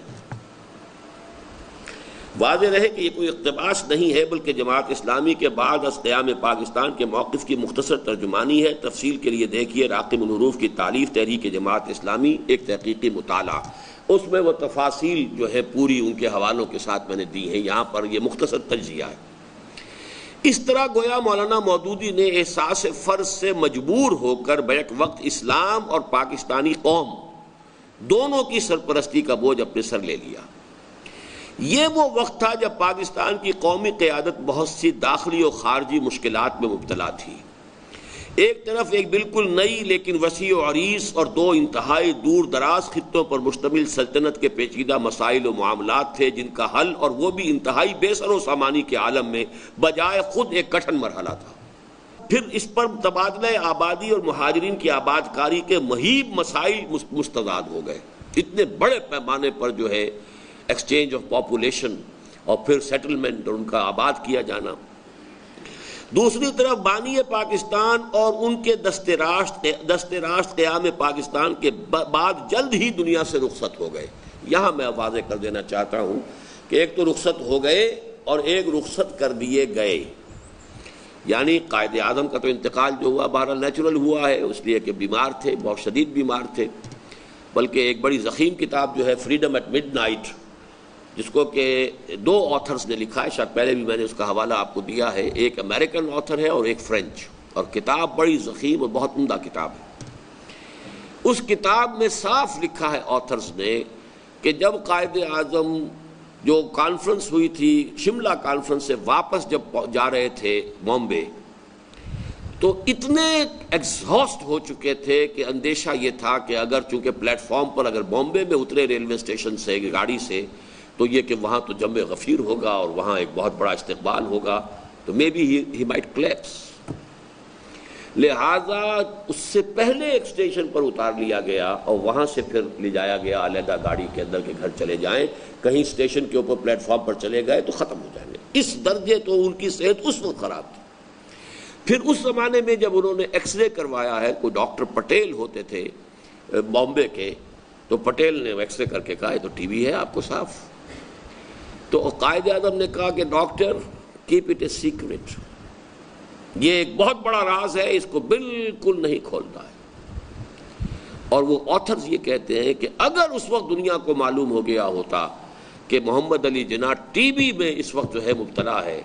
تو انگریزوں نے انڈیپینڈنس آف انڈیا کے پروگرام کو ملتوی کر دینا تھا کہ یہ مر لے پہلے، کیونکہ ایک ہی آدمی ہے کہ جو ان کے نزدیک ایسا تھا کہ جس کے ہوتے ہوئے کوئی کوشش کامیاب نہیں ہو سکتی مسلم لیگ کو اس پولیٹیکل سیٹلمنٹ سے باہر رکھنے کی۔ Every other person could be purchased اور ڈاجڈ، ہر دوسرا شخص جو ہے، یہ ان کا ہے، یہ کوئی میری بات نہیں ہے، یعنی یہ اغیار کی بات ہے، اور وہ لوگ کوئی اس طرح سے جو ہے وہ کوئی قائد اعظم کے مرید نہیں ہے۔ کہا کہ ہر شخص سنگل پرسن اگر یہ میدان سے ہٹ جاتا تو پاکستان کبھی وجود میں نہ آتا۔ یہ صورتحال ہے۔ اس کے بعد راز نہیں کھلا، وہ تو راز تو پاکستان میں آ کر کھلا ہے بعد میں۔ پھر وہ ڈاکٹر کرن لائی بخش ہمارے پرنسپل ہوتے تھے، انہوں نے بھی پھر دیکھا ہے حالات بھی ایسے تھے، البتہ اس میں کچھ شکوک و شبہات بھی پیدا کیے گئے ہیں کہ لیاقت علی خان اور اس وقت کے جو دوسرے لوگ تھے انہوں نے شاید جتنی کیئر کرنی چاہیے تھی قائد اعظم کی اتنی نہیں کی۔ یہ چونکہ with the Quaid in his last days یہ کتاب لکھی تھی کرن لائی بخش صاحب نے جو ہمارے پرنسپل ہوتے تھے، لیکن یہ کہ اس کو میں نے بین السطور جب پڑھا ہے تو اس وقت کے حالات میں جو وسائل کی کمی تھی، میں سمجھتا ہوں کہ وہ بھی ایک فیکٹر تھا، لیکن ہو سکتا ہے نیگلیجنس ہوئی ہو، لیکن یہ کہ کوئی ولفل نیگلیجنس ہوئی ہو، اس کو میں ماننے کو تیار نہیں۔ البتہ دوسرا شخص جس کو کہ میدان سے ہٹا دیا گیا ہے وہ تو سب کو معلوم مرڈر ہوا ہے، لیاقت علی خان کا۔ اور میرے علم میں بات جو نئی آئی ہے، یہ اسی پچھلے سال میں گیا تھا دسمبر میں عمرے کے لیے، تو وہاں ایک صاحب سے ملاقات ہوئی، انہوں نے جو بات بتائی ہے وہ مجھے میرے دل کو بہت لگی ہے کہ بات صحیح ہے۔ دوسرا، جب یوم پاکستان منایا جا رہا تھا کراچی میں، تو جو پریڈ کروائی گئی، لیاقت علی خان نے وہاں 14 مسلمان ممالک کے دستے بلائے ہوئے تھے کہ جو پریڈ میں شامل تھے۔ ترکی سے بہت زبردست ایک دستہ آیا، اور یہ 14 مسلمان ممالک کے دستے جو ہیں وہ پاکستان ڈے پریڈ کے اندر کراچی میں بندر روڈ کے اوپر انہوں نے پریڈ کیے، اور لیاقت علی خان نے اس وقت اعلان کیا تھا دنیا دیکھ لے کہ ہم اکیلے نہیں ہیں۔ یہ اصل میں بھارت کو ایک دھمکی تھی کہ یہ سمجھ لو کہ ہم اکیلے نہیں ہیں، ہمارے ساتھ یہ عالم اسلام کی یہ ساری قوتیں موجود ہیں۔ ان کا کہنا یہ ہے کہ وہ ناقابل معافی جرم تھا، اور برطانیہ نے پھر اس کی سزا دی ہے کہ اس کو ہٹایا۔ پین اسلامزم کی طرف جا رہا ہے معاملہ۔ ایک تو یہ کہ سن 49 کے اندر قرارداد مقاصد پاس ہو گئی، اور پھر یہ پین اسلامزم، پوری دنیا کی مسلمان یہ مملکتیں جو ہیں اگر اس طریقے سے کہیں متحد ہو گئی تو کیا ہوگا۔ اسی کی آپ نے مثال دیکھ لی ہے کہ سن 74 کا جو سمٹ تھا، اسلامک سمٹ جو لاہور میں ہوا ہے، اس کے بعد جو ہے شاہ فیصل کو بخشا نہیں گیا، قتل کرا دیا گیا، اس لیے کہ وہ قوتیں جو ہیں اور وہ جو در حقیقت جن کو ماسٹر مائنڈ کرنے والے یہودی ہیں، زائنسٹ ہیں، جو چھائے ہوئے ان چیزوں کے اوپر، ان کے لیے یہ چیز ناقابل برداشت تھی۔ لہذا لیاقت علی خان کو ویسے راستے سے ہٹا دیا گیا، قائد اعظم ویسے فوت ہو گئے، تو لہذا اس قیادت کا جو معاملہ ہے کمزوری کا، یہ دوسرا اسپیکٹ اس کا ہوا۔ پھر پڑھ لیجئے کہ ایک طرف ایک بالکل نئی لیکن وسیع و عریض اور دو انتہائی دور دراز خطوں پر مشتمل سلطنت کے پیچیدہ مسائل و معاملات تھے، جن کا حل اور وہ بھی انتہائی بے سر و سامانی کے عالم میں بجائے خود ایک کٹھن مرحلہ تھا۔ پھر اس پر تبادلہ آبادی اور مہاجرین کی آبادکاری کے محیط مسائل تھے، مستعد ہو گئے۔ دوسری طرف بانی پاکستان اور ان کے دست راست قیام پاکستان کے بعد جلدی دنیا سے رخصت ہو گئے۔ تیسری طرف قومی تحریک میں مخلص، بے نفس اور تربیت یافتہ کارکنوں کی کمی کے اثرات ظاہر ہونے شروع ہوئے، اور قومی کارکنوں کی ایک بڑی اکثریت الاٹمنٹوں کے چکر اور پرمٹوں اور لائسنسوں کے حصول یا قوت اقتدار کی کشمکش میں الجھ کر رہ گئی۔ قومی قیادت کے مخلص عناصر ابھی اس صورتحال سے نبٹنے کی فکر کر ہی رہے تھے کہ مولانا مودودی ایک مختصر لیکن منظم جمعیت کو لے کر میدان میں آ گئے، اور انہوں نے پروپیگنڈے کی ایک مؤثر تکنیک سے ملک بھر میں ایک ہلچل پیدا کر دی۔ چنانچہ قومی قیادت ایک نئے اور پیچیدہ مسئلے سے دوچار ہو گئی۔ قومی قیادت کے لیے اس مسئلے کی پیچیدگی کا اہم ترین پہلو یہ تھا کہ جس اسلام کے نام پر مولانا مودودی سیاست کے میدان میں اترے تھے، وہ نہ صرف یہ کہ خود ان کا اپنا دین تھا،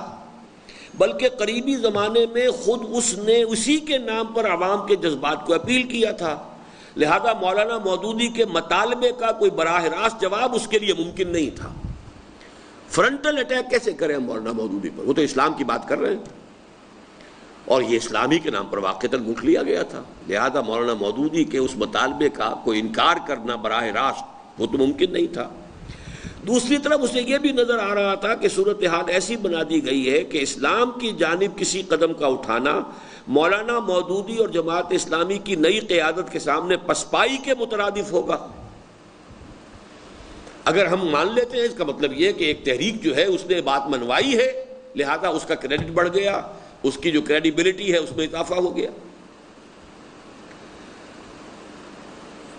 اس کا ایک بین ثبوت اس وقت مل بھی گیا جب قرارداد مقاصد کو، جو اصلاً خود تحریک مسلم لیگ کے مخلص اور دیندار عناصر خصوصاً مولانا شبیر احمد عثمانی اور مولانا ظفر احمد انصاری وغیرہ ان کی کوششوں سے منظور ہوئی تھی، جماعت اسلامی نے اپنی فتح مبین قرار دے لیا۔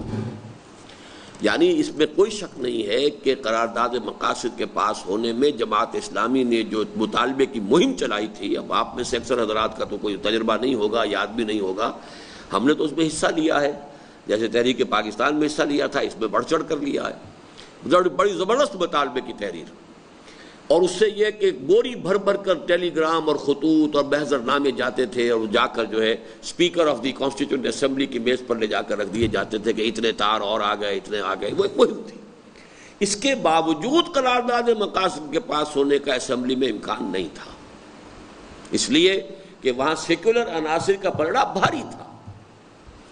قیادت میں نے کہا جو پہلی منسٹری بنی ہے اس میں تو وہ کچھ قوم پرست اور مسلمان مزاج کے لوگ زیادہ تھے، لیکن وہ پوری اسمبلی جو ہے اس میں تو سیکولر عناصر کا غلبہ تھا۔ خود لیاقت علی خان جو ہے وہ اس اعتبار سے سیکولر ذہن کے آدمی تھے، وہ لیت و لال کر رہے تھے اس میں۔ تو مولانا شبیر احمد عثمانی نے پھر بڑبڑا کہا ہے کہ لیاقت اگر یہ قرارداد پاس نہیں ہوتی تو میں ابھی استعفیٰ دے کر جاتا ہوں اور قوم کو بتاتا ہوں کہ مسلم لیگ نے دھوکہ دیا۔ اس یوں سمجھیے کہ تھریٹ کے نیچے پھر اور لوگ بھی تھے، جن میں ڈاکٹر عمر حیات ملک خاص طور پر بہت انہوں نے ایکٹیو رول پلے کیا تھا، اور لوگ بھی تھے، لیکن مولانا شبیر احمد عثمانی کی آخری یہ تھریٹ جو ہے وہ اس میں فیصلہ کن ثابت ہوئی اور یہ قرارداد مقاصد پاس ہوئی۔ لیکن اب اس کو جماعت نے بنا لیا اپنی فتح کہ ہمارا مطالبہ منظور ہو گیا، ہم کامیاب ہو گئے۔ اس سے گویا کہ اب وہ قیادت، جیسا کہ اس زمانے میں کہا بھی تھا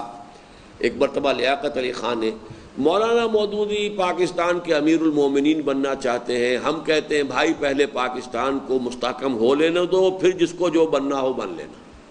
یہ لیاقت علی خان کا فقرہ تھا، ایک تقریر میں انہوں نے کراچی میں کہا۔ تو اب ان کو یہ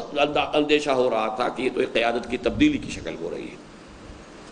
لہذا قومی قیادت نے کچھ لیت و لال سے کام لینا شروع کیا، کچھ مولانا مودودی اور جماعت اسلامی پر ہیر پھیر کے راستوں سے حملے شروع کیے۔ یہ تو پاکستان کے مخالف تھے، یہ تو فلاں تھا، جو اس سے پہلے نہیں کیا تھا، لیکن جب ایک پولیٹیکل ایک فورس کی حیثیت سے سامنے آئے تو اب انہوں نے پرانے جو ہیں وہ باب کھولنے شروع کیے اور یہ بخی ادھیڑنے شروع کیے، اور کبھی کبھی اسلامی دستور و قانون کے نفاذ کے مطالبے کی براہ راست مخالفت بھی کی۔ جیسے کہ ایک بروہی صاحب نے کہا تھا میں 1000 روپیہ انعام دوں گا اگر کوئی ثابت کر دے قرآن میں کوئی دستور ہے۔ پھر اس اسلامی دستور کی مخالفت میں سب سے زیادہ نمایاں ہو کر سب سے پہلے آئے تھے ڈاکٹر اشتیاق حسین قریشی، حالانکہ خود بڑے سچے قوم پرست مسلمان اور نمازی مسلمان، لیکن اب معاملہ ہو گیا دو جماعتوں کی پالیٹکس کا۔ ایک جماعت ایک اسلام کو ایک مسئلے کے طور پر ابھار کر اپنے سیاسی اقتدار کا ذریعہ بنا رہی ہے ان کے خیال کے مطابق، لہذا اپنی پارٹی کو پروٹیکٹ کرنا اور اس کا دفاع کرنا ان پر لازم تھا، لہذا اشتیاق حسین قریشی صاحب آ رہے ہیں۔ اس معاملے میں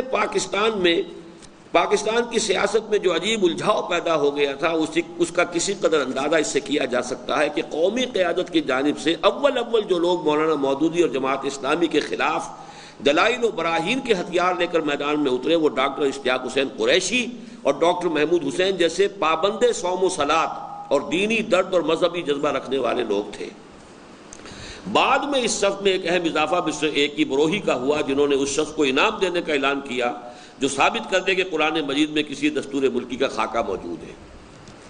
گویا جن لوگوں کے ہاتھوں کو مضبوط کرنے میں ملک و ملت اور دین و مذہب دونوں کی بھلائی تھی، غلط حکمت عملی کی بنا پر انہی کو دشمنوں کی صف میں لا کھڑا کیا گیا اور اسلام کو سیاسی میدان کا ایک مسئلہ بنا کر اسے اپنے بہترین بہی خواہوں کی سرپرستی سے محروم کر دیا گیا۔ کاش کہ مولانا مودودی سمجھ سکتے کہ انہوں نے اس طریقہ کار کو اختیار کر کے اسلام کی راہ میں کیسے کانٹے بو دیے تھے۔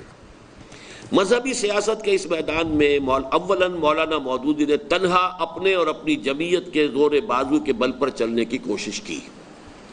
لیکن جلد ہی انہوں نے یہ محسوس کر لیا کہ دوسرے دینی حلقوں کے مدد اور تعاون کے بغیر کامیابی مشکل ہے۔ چنانچہ انہوں نے وقتاً فوقتاً علماء دین کا اشتراک و تعاون حاصل کرنا شروع کیا اور رفتہ رفتہ کبھی انہیں اپنے پیچھے لگا کر اور کبھی حالات کا رخ دیکھتے ہوئے ان کے پیچھے لگ کر، جیسا کہ اینٹی قادیانی تحریک کے زمانے میں ہوا، ایک دینی کیمپ کا تصور پیدا کیا۔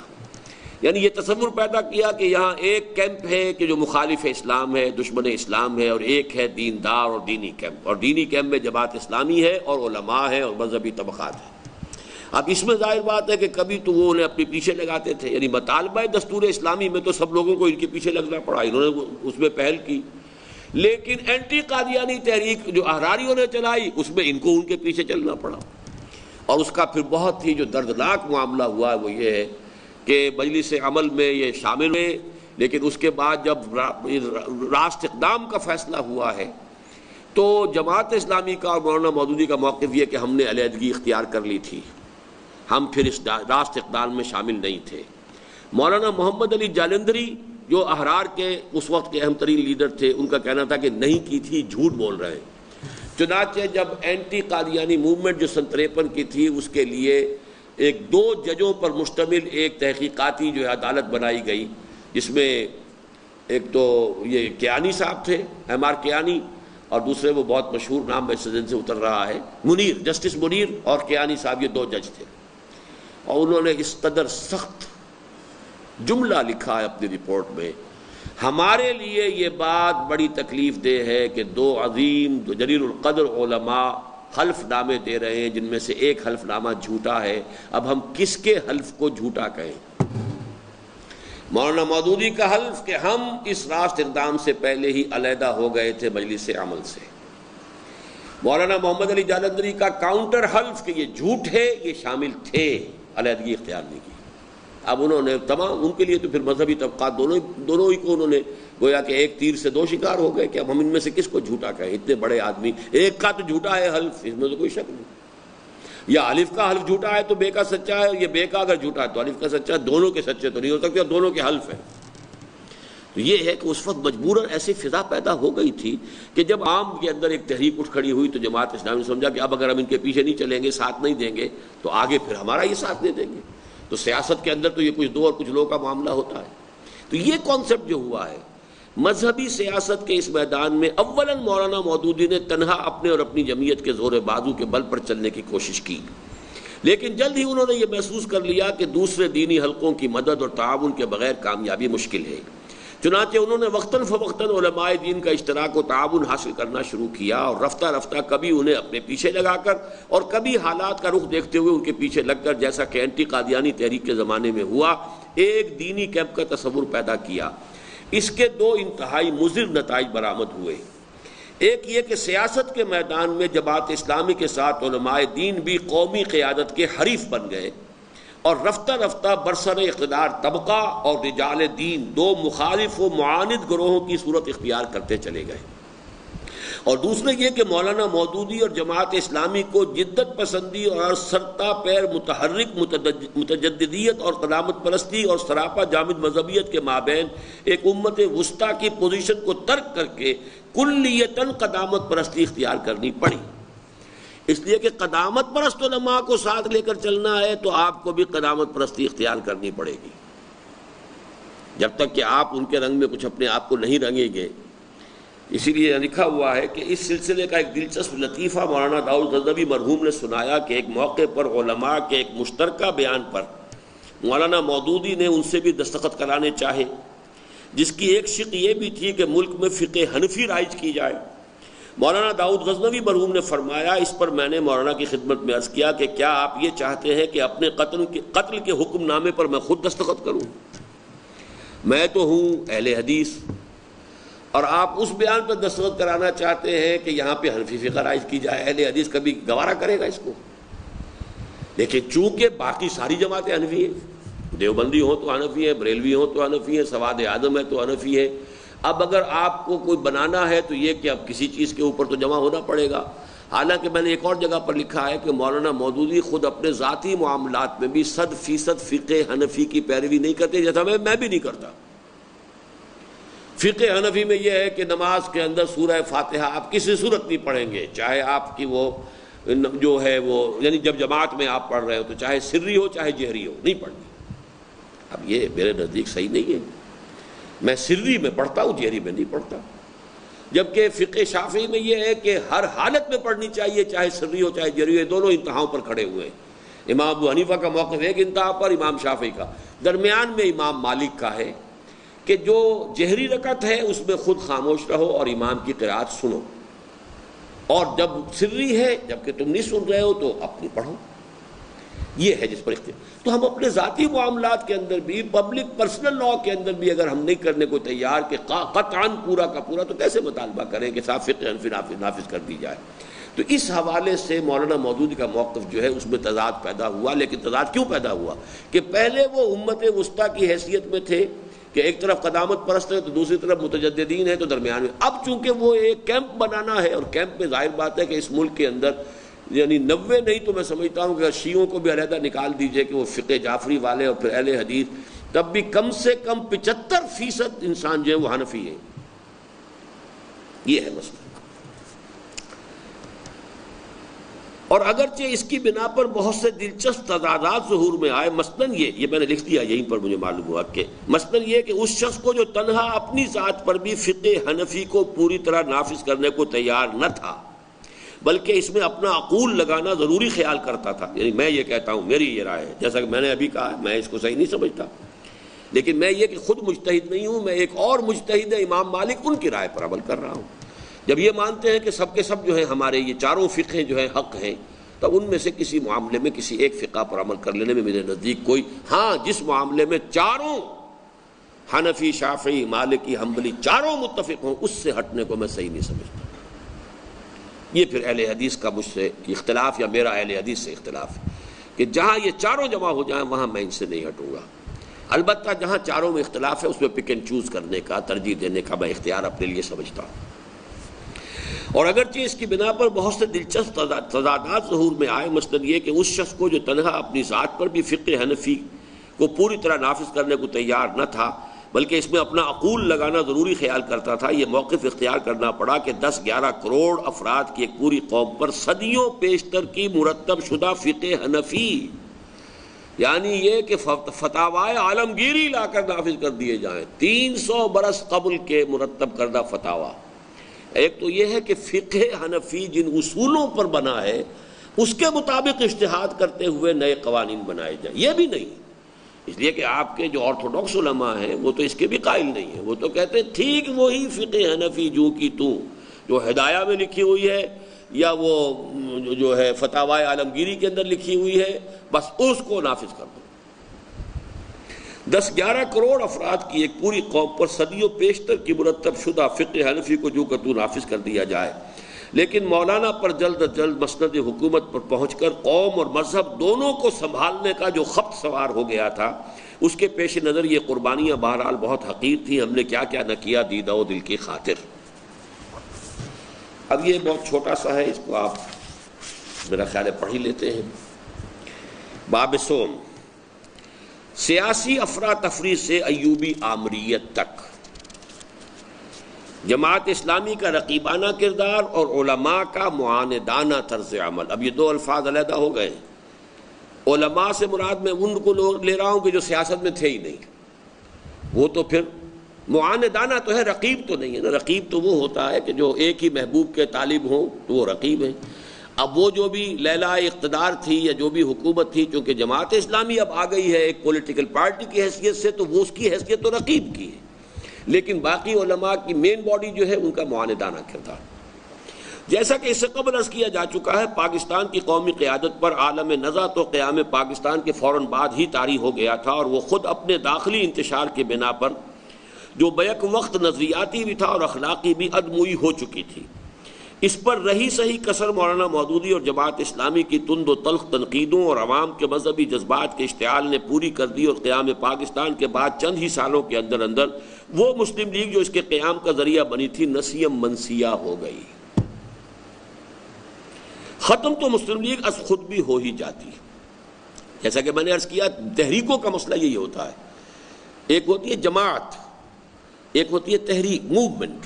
موومنٹ نے جو بھی ایک اپنا گول بنایا ہوتا ہے، if you reach the goal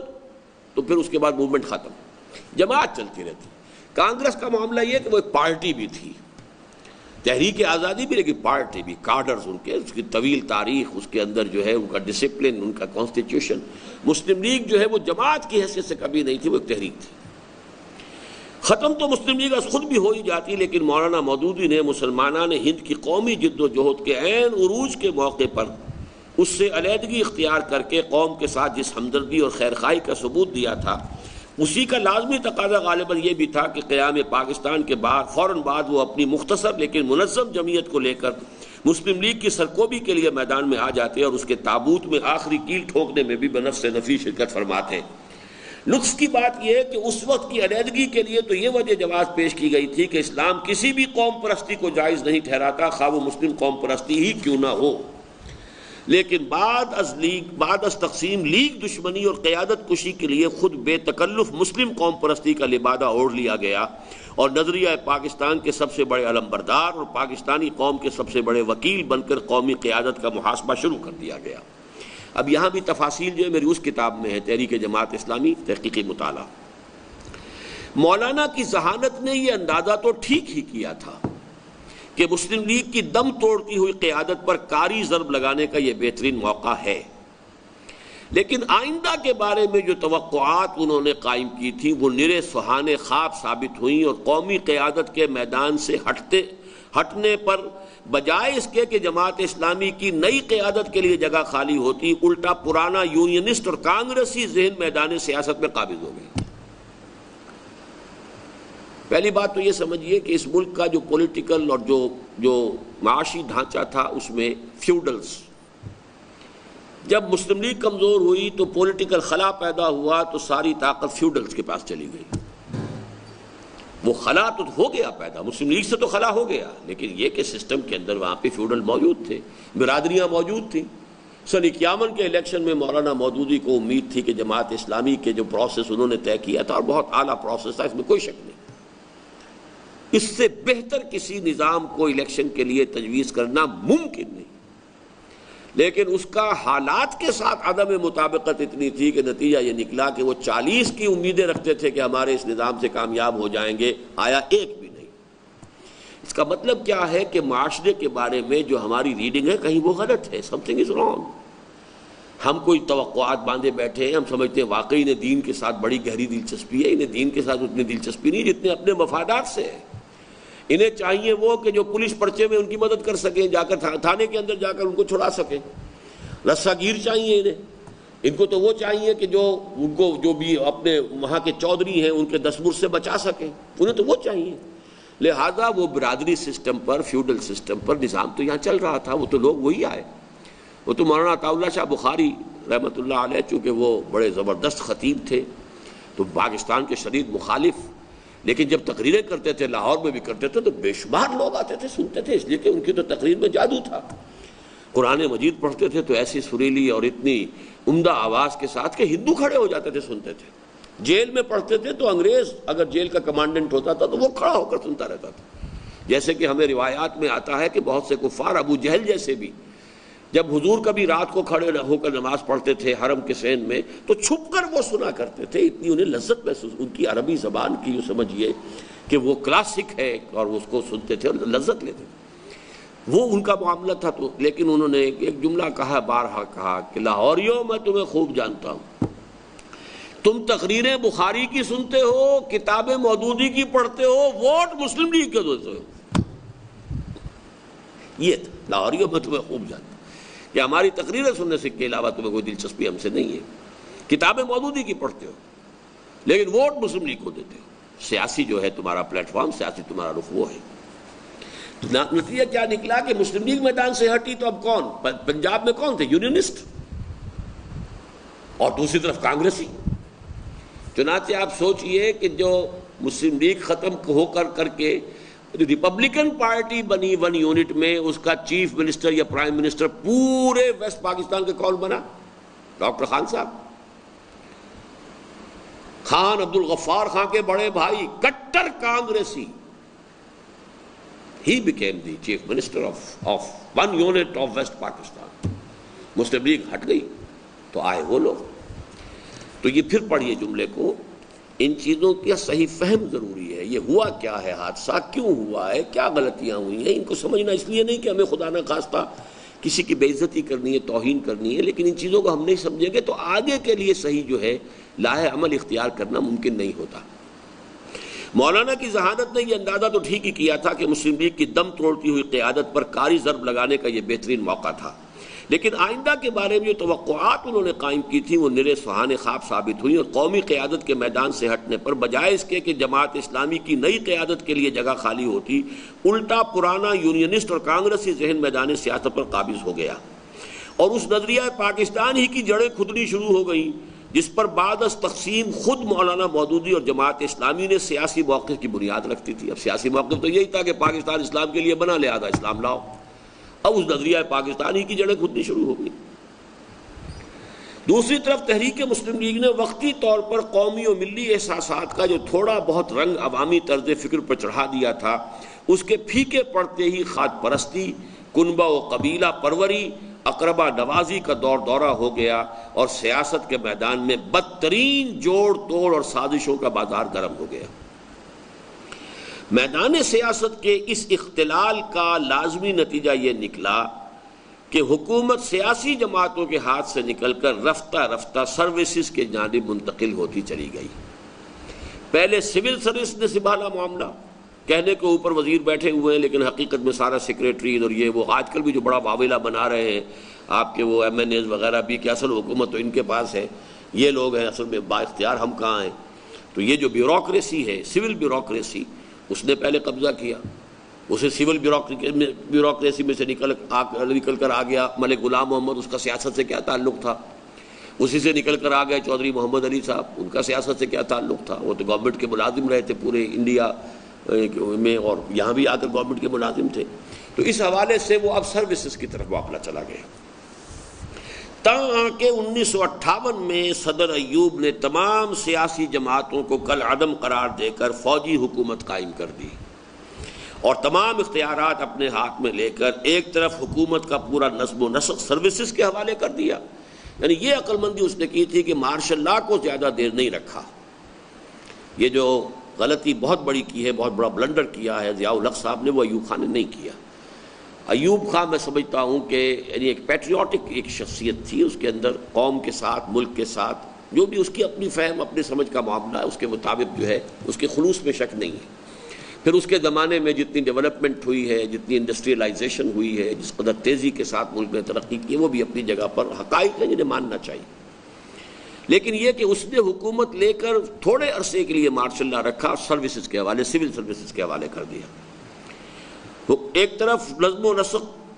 services کے حوالے کر دیا اور دوسری طرف بنیادی جمہوریت کے نظام کے ذریعے سیاسی حقوق اور اختیارات کو تدریجاً عوام کے جانب منتقل کرنے کا وہی سلسلہ اثر نو شروع کیا جس پر تقریباً نصف صدی قبل غیر ملکی حکمران عمل پیرا ہوئے تھے۔ یعنی یوں سمجھیے کہ انگریزوں نے بھی سب سے پہلے کیا بنائے تھے؟ میونسپل کمیٹیز بنا دی، چلو بھائی ہندوستانی کچھ لوگ جو ہے اپنے شہروں کے کام میں اس میں تو دھندوں کے اندر لگے نا کہ اپنی گلیوں کی صفائی تو ہونی چاہیے، اپنی سڑکوں پر لائٹ وائٹ جو ہے وہ ہونی چاہیے، اتنا تو حکومت کرنے کی صلاحیت ان میں ہے۔ لوکل باڈیز کے حوالے سے پھر اس کے بعد سن 35 میں ایکٹ پاس کیا اور صوبائی حکومتیں جو ہیں بنائی گئیں کہ چلو اس لیول پر، تو گویا کہ اب دوبارہ بیسک ڈیموکریسیز کے ذریعے سے قوم کو پھر وہیں لا کر کہ جیسے کہ تربیت اس وقت شروع ہوئی تھی سیاسی، تو اب صدر ایوب صاحب نے بیسک ڈیموکریسیز کے حوالے سے پھر اثر نو اسی سیاسی عمل کو شروع کیا۔ گویا پاکستان کی عوامی سیاست ایک دم واپس نصف صدی قبل کے مقام پر پہنچ گئی۔ ملی اور قومی نقطہ نگاہ سے یہ صورتحال یقیناً نہایت تشویشناک اور پریشان کن ہے، اور ہر مخلص اور محب وطن پاکستانی کو لازماً اس پر سخت مضطرب اور غمگین ہونا چاہیے، لیکن اس حقیقت کو ہر آن پیش نظر رہنا چاہیے کہ اس کا اصل سبب قوم میں سیاسی شعور کی خطرناک حد تک کمی اور ملی و قومی احساسات کا خوفناک حد تک فقدان ہے۔ چونکہ قوم ہماری جو ہے یوں سمجھیے کہ ریٹارڈڈ ہے سیاسی اعتبار سے، قوم میں شعور کی کمی ہے، اس کا سبب ہے، اصل سبب وہ ہے۔ کسی ایک یا چند افراد کے سر اس پوری صورتحال کی ذمہ داری تھوپ دینا یا سیاسی بے بصیرتی کا شاہکار ہے یا علمی خیانت کا۔ ساتھ ہی یہ موٹی سی بات بھی ہر مخلص پاکستانی کو اچھی طرح سمجھ لینی چاہیے کہ اس کا علاج نہ صدارتی اور پارلیمانی جمہوریت یا بلا واسطہ یا بالواسطہ انتخابات کے مسئلوں پر وقتی ہنگامے اٹھانے سے ہو سکتا ہے، نہ مینڈکوں کی پسیری کی طرح کے بالکل انمل بے جوڑ متحدہ محاذوں کے قیام سے۔ اس صورتحال کی اصلاح کی صرف ایک صورت ہے، اور وہ یہ کہ بالکل فطری طور پر عوام میں سے کوئی سیاسی جماعت ایسی اٹھے جو مسلسل محنت و مشقت اور پہم جد و جہد کے ذریعے ایک طرف ان میں سیاسی شعور اور اپنے بھلے برے کی حقیقی پہچان پیدا کر دے، اور دوسری طرف ایک بڑی تعداد میں ایسے قومی کارکنوں کو تربیت دے کر تیار کرے جو ہر طرح کے مفادات سے صرف نظر کر کے خالص اصولوں کے لیے کام کر سکیں اور اپنے مقصد اور نصب العین کے ساتھ مخلصانہ تعلق اور قوم کی بہتری اور بھلائی کے لیے انتھک محنت و مشقت و اثار و قربانی کی صلاحیت رکھتے ہوں۔ اب اس میں آپ کو دو مثالیں دوں گا۔ ایک تو میں جس زمانے میں کراچی میں تھا تو ایک حقیقت کو میں اس طرح بیان کیا کرتا ہوں، یہ بات ہے 58-59 کی میں آپ سے بات کر رہا ہوں، کہ اگر لانڈھی میں جو کارخانے تھے اس کے مزدوروں کی فرض کیجئے کہ ڈیلی دہاڑی اس وقت کتنی ہوتی ہوگی، 4 روپے ہوگی، اس میں سے 2 آنے اگر کم کرنے کا اعلان کیا جائے کہ کل سے آپ کو 3 روپے 14 آنے ملیں گے، اتنا بڑا ایجیٹیشن ہوگا، 70-80 مزدور جو ہیں ان کی لاشیں آپ کو بڑی نظر آ جائیں گی۔ لیکن اس ملک کی پوری سیاسی بساط الٹ کر ایک عامر آ گیا اور کوئی رد عمل نہیں، 2 آنے کے لیے ایجیٹیشن ہو جائے گا، 2 آنے کم کر دیجئے ویجز کے اندر اور پھر دیکھیے کیا خون خرابہ ہوگا۔ لیکن پورے ملک کے اندر سیاسی بساط الٹ کر رکھ دی گئی اور کوئی رد عمل، لوگوں نے ہار پہنائے اور لوگوں نے بڑی خوشیاں منائی، تالیاں پیٹی، گویا کہ انہیں کوئی احساس ہی نہیں تھا کہ قوم کا کوئی سیاسی حقوق کے نام کی بھی کوئی شے ہے جو آج ہم سے چھین لی گئی۔ اس کے برعکس یہ مجھے واقعہ سنایا تھا، میرے ایک بزرگ ہوتے تھے، وہ جماعت اسلامی میں بھی تھے، ایک ہی زمانے میں ہم علیحدہ ہوئے، سردار اجمل خان لغاری فوت ہو چکے ہیں رحمہ اللہ۔ ان کے بڑے بھائی غالباً وہ ابھی زندہ ہیں، سردار رحیم خان لغاری، اور ان سے کافی بڑے عمر میں، وہ آئی جی ہوتے تھے ریاست بھاولپور کے، انسپیکٹر جنرل آف پولیس، جبکہ ابھی ریاستیں ختم نہیں ہوئی تھی، اس زمانے کی بات ہے۔ یہ دیسائی جو بعد میں پرائم منسٹر بھی ہوا انڈیا کا، یہ اس وقت کسی سلسلے میں وہ آیا ہے پاکستان میں، لاہور سے داخل ہوا ہے اور کراچی تک اس نے بائی ٹرین سفر کیا ہے، اور کراچی سے کہیں اور اسے جانا تھا، کوئی ایسا سفر ہوا ہے۔ تو اب اتنا وی آئی پی چونکہ ایک مسافر سفر کر رہا تھا، تو ہر رینج کے جو پولیس کے ذمہ دار لوگ تھے ان کے ذمے تھی اس کی لک آفٹر کرنا، اس کی حفاظت، اس کی سیکیورٹی۔ تو سردار رحیم خان نے بتایا کہ مجھے موقع مل گیا، میں اس کے ساتھ سفر کر رہا تھا ایئر کنڈیشن کے اس میں کوپے میں، تو میں نے وہاں تنہائی تھی، کوئی اور نہیں تھا، تو میں نے پوچھ لیا کہ کیا وجہ ہے کہ ہمارے ہاں تو فوج نے مارشل لا لگا دیا اور بات ہو گئی، کہ آپ کے ہاں آج تک نہیں ایسا ہو سکا، کسی نے سوچا نہیں۔ اس نے جواب جو دیا، مجھے رحیم خان نے بتایا کہ انہیں خوب معلوم ہے ہماری فوج کو کہ اگر کبھی کسی نے یہ حرکت کی تو سینکڑوں لاشیں زمین پر پڑی ہوں گی، جن میں سب سے پہلے ڈسائی کی لاش ہوگی۔ اب یہ احساس کہ فوج کو یہ احساس ہو، کہ قوم کے اندر یہ احساس ہے کہ فوج کا یہ کام نہیں، ہمارے نوکر ہے، ہم ٹیکس دیتے ہیں، وہ ٹیکسوں سے تنخواہ دیتے ہیں، اصل حقوق جو ہے اس ملک کے اندر وہ تو ملک کے لوگوں کے ہیں۔ لیکن یہ کہ ہمارے ہاں تو سرے سے احساس ہی نہیں تھا۔ اس حوالے سے جس کو ہم کہتے ہیں ڈوارفزم کہہ لیں، اسے ریٹارڈڈ کہہ لیں، وہ اس طرح کا ہمارا جو سیاسی شعور تھا، اس لیے کہ یہ علاقہ خاص طور پر جو ہے وہ سیاسی اعتبار سے نہایت پسماندہ علاقہ تھا، سرحد کے لوگوں میں سیاسی سوجھ بوجھ بہت زیادہ تھی، عوامی خدمتگار تحریک تھی اور یہ تھی، اور ان کے اندر وہ چاہے کوئی بہت بڑا خان ہے اور چاہے کوئی اس کا مزارع ہے، بیٹھے ہوں گے تو برابر ہوتے ہیں۔ یہاں پنجاب کی طرح نہیں ہے کہ یہ کمی کاری جو ہے یہ چارپائی پہ پاس نہیں آ سکتا، اور کپڑے بھی تقریباً ان کے ایک ہی جیسے کپڑے کے ہوں گے، یہ نہیں ہوگا کہ نظر آئے گا کہ یہ تو بہت بڑا خان ہے اور یہ کوئی بہت ہی غریب انسان ہے۔ ان کے اندر جو ہے وہ یہ شعور جو ہے بہت کافی ہے۔ پنجاب کا حال اس معاملے میں سب سے خراب رہا۔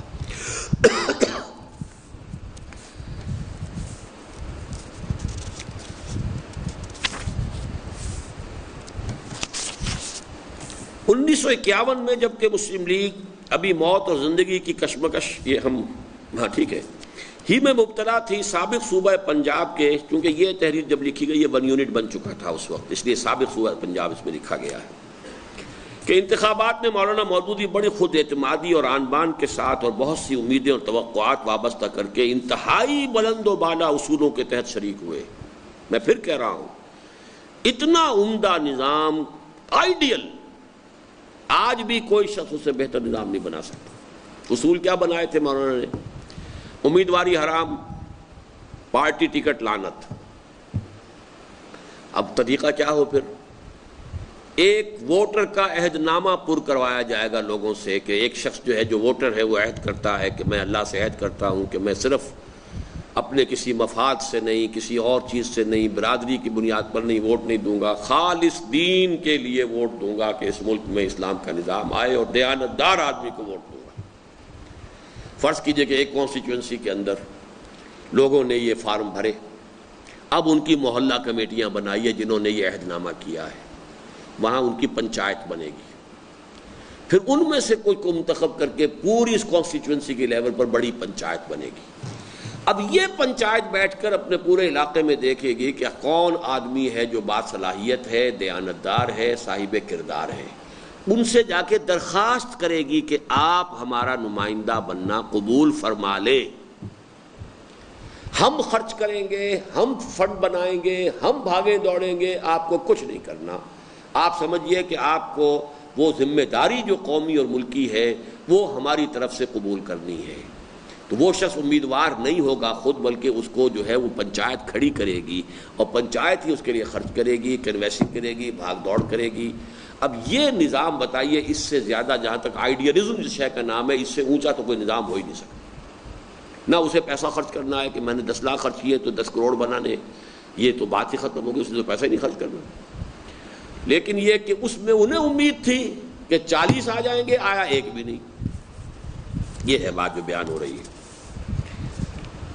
اگرچہ اس موقع پر اس قوم نے جس کی سرپرستی انہوں نے ازراہ نوازش اپنے سابقہ موقف کے سہارے سارے تانے بانے کی قربانی دے کر اختیار کی تھی، انہیں ایک ایسی دولتی رسید کی جس سے کم از کم ایک بار تو قیادت و سیادت کا سارا نشہ ہرن ہو گیا۔ تاہم اس اصول کے تحت کہ پیوستہ رہ شجر سے امید بہار رکھ، آپ اس دفعہ نہیں تو نیکسٹ ٹائم، پھر نہیں تو نیکسٹ ٹائم، اور وہ سلسلہ ابھی تک چل رہا ہے۔ سن 70 کے الیکشن میں 4 آدمی آ گئے، چلو اس کے آگے ہو جائے گا، اس سے آگے کوئی 8-10 ہو گئے، اس کے بعد چلو آگے سے آگے تو اور 3-4 رہ گئے، لیکن یہ کہ بہرحال وہ ریپیٹ کر رہی ہے، پیوست رہ شجر سے امید بہار رکھ۔ وہ اپنے اصولوں میں مسلسل کانٹ چھانٹ اور طریقہ کار میں متواتر قطر بہمت کر کے انتخابات میں شریک ہوتے رہے، یعنی اپنے لیول کو نیچا کرتے چلے گئے۔ اب امیدواری بھی جائز ہے، اب پارٹی ٹکٹ بھی جائز ہو گیا ہے، اب یہ کہ کچھ وہ اپنا خرچ کرے تو اس میں بھی کوئی حرج نہیں ہے، اسے خرچ کرنا چاہیے، یہ سارے اصول وہ ختم ہو گئے۔ لیکن نتیجہ ہر بار الٹا ہی نکلا، اور مسند اقتدار اور حکومت نظروں تو نیڑے ہونے کے باوجود روز بروز قدمہ تو دور ہوتی چلی گئی۔ یہ اصل میں پنجابی نظم لکھی تھی ایک عبداللہ شاکر صاحب نے، اور وہ دولتانہ کو مخاطب کرتے ہوئے، یہ میں نے نیچے لکھا ہوئی ہے، جماعت اسلامی کے حلقے کے پنجابی زبان کے مشہور شاعر عبداللہ شاکر نے انتخابات پنجاب 1951 کے موقع پر ایک نظم کہی تھی جو مرحوم تسنیم کے انتخابات نمبر میں شائع ہوئی تھی۔ اس نظم میں میاں ممتاز محمد خان دولتانہ کو ہدف طنز و استہزاء بنا کر ان کی شان میں بار بار یہ شعر دہرایا گیا تھا کہ وزارت پنجابے والی لینی ضرور ہے، نظراں تو نیڑے نیڑے قدماں تھی دور ہے۔ نظر سے تو نظر آ رہی سامنے، لیکن قدموں میں تو دور ہے، پہنچنا بہت مشکل ہے۔ دولتانہ صاحب نہیں پہنچ سکتے، حالانکہ دولتانہ صاحب ہی پہنچ گئے۔ محض یہ شعر اس بچگانہ خود اعتمادی کی پوری تصویر کشی کر دیتا ہے جو اس وقت جماعت اسلامی کے پورے حلقے پر طاری تھی۔ یہ دوسری بات ہے کہ بعد میں معلوم ہوا کہ خواب تھا، جو کچھ کو دیکھا جو سنا افسانہ تھا۔ چنانچہ انتخابات کے بعد میاں صاحب موصوف ہی وزارت اولیاء کے منصب پر فائز ہوئے اور جماعت جہاں تھی وہی رہ گئی۔ تو یہ دولتانہ صاحب کے بارے میں تھا۔ اور لیکن اس 51 کے الیکشن میں میں نے انتھک کام کیا تھا، میرا فرسٹ پروفیشنل کا تھا وہ 2 سال، پھر اتنا کام کیا تھا کہ اس کے بعد ٹائیفائڈ مجھے ہو گیا، اور پھر میں نے 2 پرچے دے دیے تھے اناٹومی کے اور فزیولوجی کے، لیکن پریکٹیکل میں نہیں دے سکا۔ ٹائیفائڈ ہوا، اور ڈاکٹر الہی بخش کا چونکہ آج پہلے بھی نام آیا ہے، انہوں نے مجھے اتنی اجازت بھی نہیں دی کہ میں ڈسیکشن ہال میں جا کے حاضری لگا دیتا، اس لیے کہ جو پروفیسر صاحب آئے تھے اس زمانے میں، توسی صاحب، انہوں نے مجھے پیغام بھیجا، میرے پیپر سے اتنے خوش تھے کہ مجھے وہاں الہی بخش کے وارڈ میں پیغام بھیجا کہ اگر یہاں آ کر صرف حاضری لگا جاؤ میں تمہیں ڈسٹنکشن دے دوں گا۔ لیکن الہی بخش نے اس کے بھی الاؤ نہیں کیا، نو۔ اس وقت تو ٹائیفائڈ کو اس کا بڑا خوف ہوتا تھا کہ بہت ہی مہلک مرض۔ بہرحال اس زمانے میں یہ تسنیم کی یہ جو نظمیں، یہ تو خیر پنجابی کی تھی، اردو کی نظم ایک، اور یہ ایک اور نظم پنجابی کی، ہنفیر مداری آون گے، سمجھے جی، یہ بھی میں زور زور سے لاؤڈ سپیکر پہ پڑھ کر سنا کر، اور وہ میں نے تسنیم کا پرچہ بیچا ہے منٹگومری شہر کے اندر، ٹانگے کے اوپر رکھا ہوا ہے پرچہ تسنیم کا، اور وہ میں یہ نظمیں پڑھ کے اور ٹانگے کے اوپر سے وہ میں پھیری لگائی ہے اس کی، یہ سارے کام کیے۔ بہرحال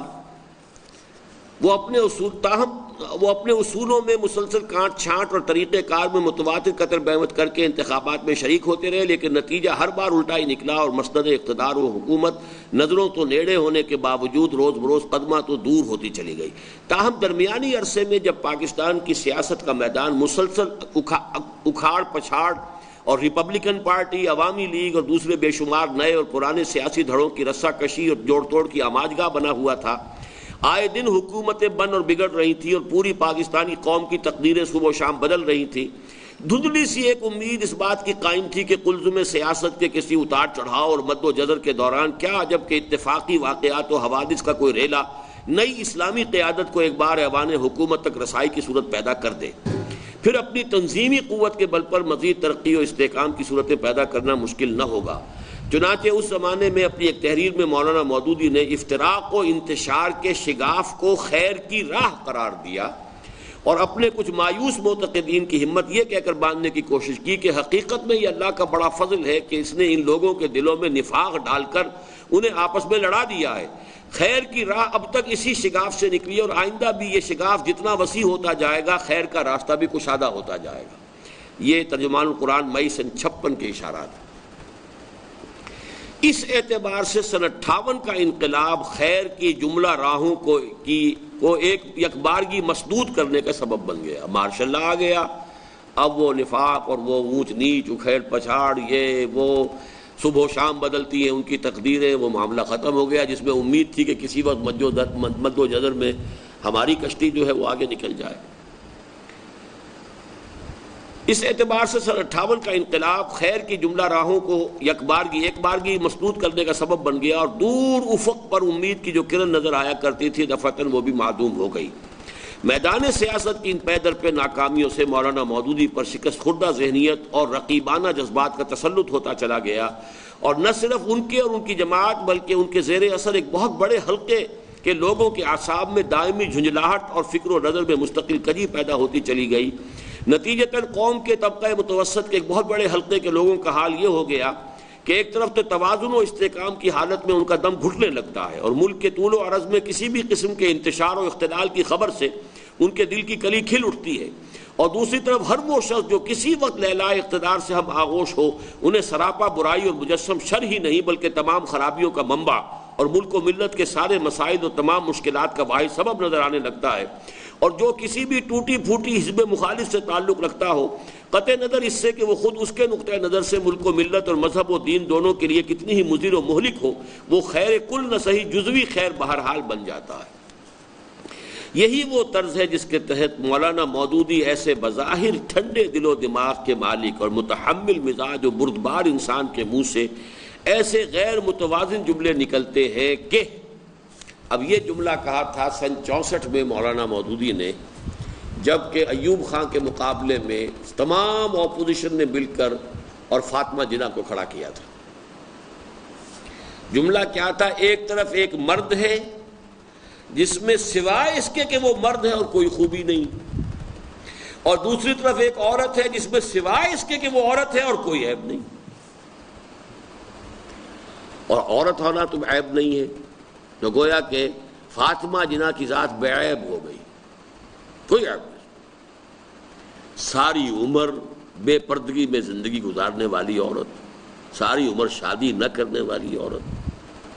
نہایت مشتعل مزاج غسیلی عورت۔ ٹھیک ہے ہمارے اوپر احسان ہے، قائد اعظم کی خدمت کی ہے یہ، لیکن یہ کہ اسلام کے اعتبار سے اس کا جو بھی معاملہ تھا وہ تو مولانا مودودی کی زبان سے یہ جملہ، اور یہ کہ ایوب خان میں سوائے اس کے کوئی خوبی نہیں کہ وہ مرد ہے، اور مرد ہونا کوئی خوبی نہیں ہو تو اللہ نے بنایا مرد، تو گویا کہ اس میں سرے سے کوئی خوبی نہیں اور اس میں سرے سے کوئی خرابی نہیں۔ یا یہ بھی الفاظ مولانا کے ہیں کہ کنونشن لیگ کی جانب سے اگر کوئی فرشتہ بھی انتخاب میں کھڑا ہوگا تو ہم اس کی بھی مخالفت کریں گے۔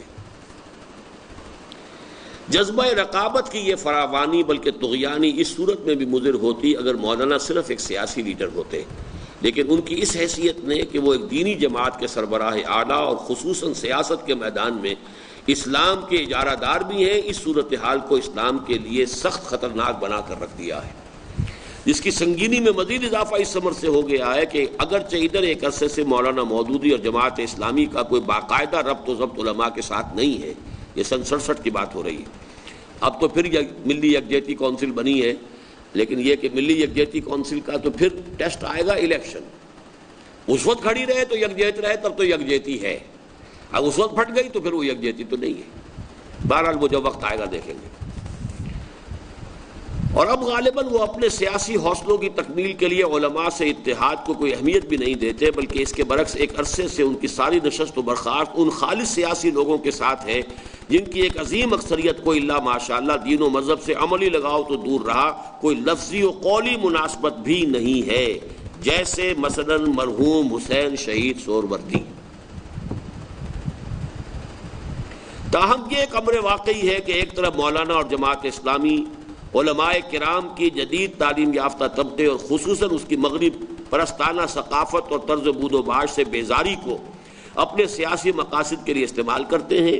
اور دوسری طرف علماء کرام بھی خالص دینی اعتبار سے خود مولانا سے شدید بیزار ہونے اور ان کے بعض نظریات کو شدید نوعیت کی ضلالت و گمراہی سمجھنے کے باوجود سیاسی میدان میں ان کے مذہبی رول کو بنظر استحسان دیکھتے ہیں، بلکہ ان کے ایک طبقے نے تو گویا اس معاملے میں جماعت اسلامی کی بے ضابطہ قیادت کو قبول کر لیا ہے۔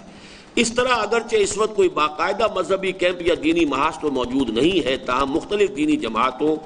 حلقوں اور مذہبی طبقوں کے مابین اتحاد و اتفاق کے مظاہرے وقتاً فوقتاً ہوتے رہتے ہیں، جیسے مثلاً ایک عید الفطر سن 67 کے موقع پر اور دوسرے سن 68 میں ڈاکٹر فضل الرحمان کے خلاف۔ میرا یہ خیال ہے کہ عید الفطر کا واقعہ بھی سن 68 کا ہی تھا، واللہ عالم۔ اس طرح اگرچہ اس وقت کوئی باقاعدہ مذہبی کیمپ یا دینی محاذ تو موجود نہیں ہے، تاہم مختلف دینی حلقوں اور مذہبی طبقوں کے مابین اتحاد و اتفاق کے مظاہرے وقتاً فوقتاً ہوتے رہتے ہیں، جو اس اعتبار سے تو بہت خوش آئند نظر آتے ہیں کہ ان میں اتحاد و اتفاق کی جھلک نظر آتی ہے، لیکن چونکہ اس اتحاد کی بنیاد کسی مثبت تعمیری جذبے کی بجائے خالص منفی طرز فکر پر ہے، لہذا در حقیقت اسلام اور پاکستان میں اس کے مستقبل کے نقطہ نظر سے نہ صرف یہ کہ اس میں افادیت کا کوئی پہلو نہیں ہے، بلکہ الٹا مضرت اور نقصان کا شدید احتمال موجود ہے، اور یہ بات ہر اس شخص کو اچھی طرح سمجھ لینی چاہیے جو پاکستان میں اسلام کے مستقبل سے مخلصانہ دلچسپی رکھتا ہو کہ علماء کرام کے ایک طبقے کا عمومی عدم اطمینان اور منفی طرز عمل اور جماعت اسلامی کی مستقل رقیبانہ جذبات کے ساتھ سیاست کے میدان میں اسلام کی سرپرستی سے اس ملک میں اسلام کا مستقبل مخدوش ہوتا چلا جا رہا ہے۔ یہ ہے اپریل سن 67 کی بات۔ اب یہ آج کا تو ہمارا جو تھا نصاب وہ ختم ہوا،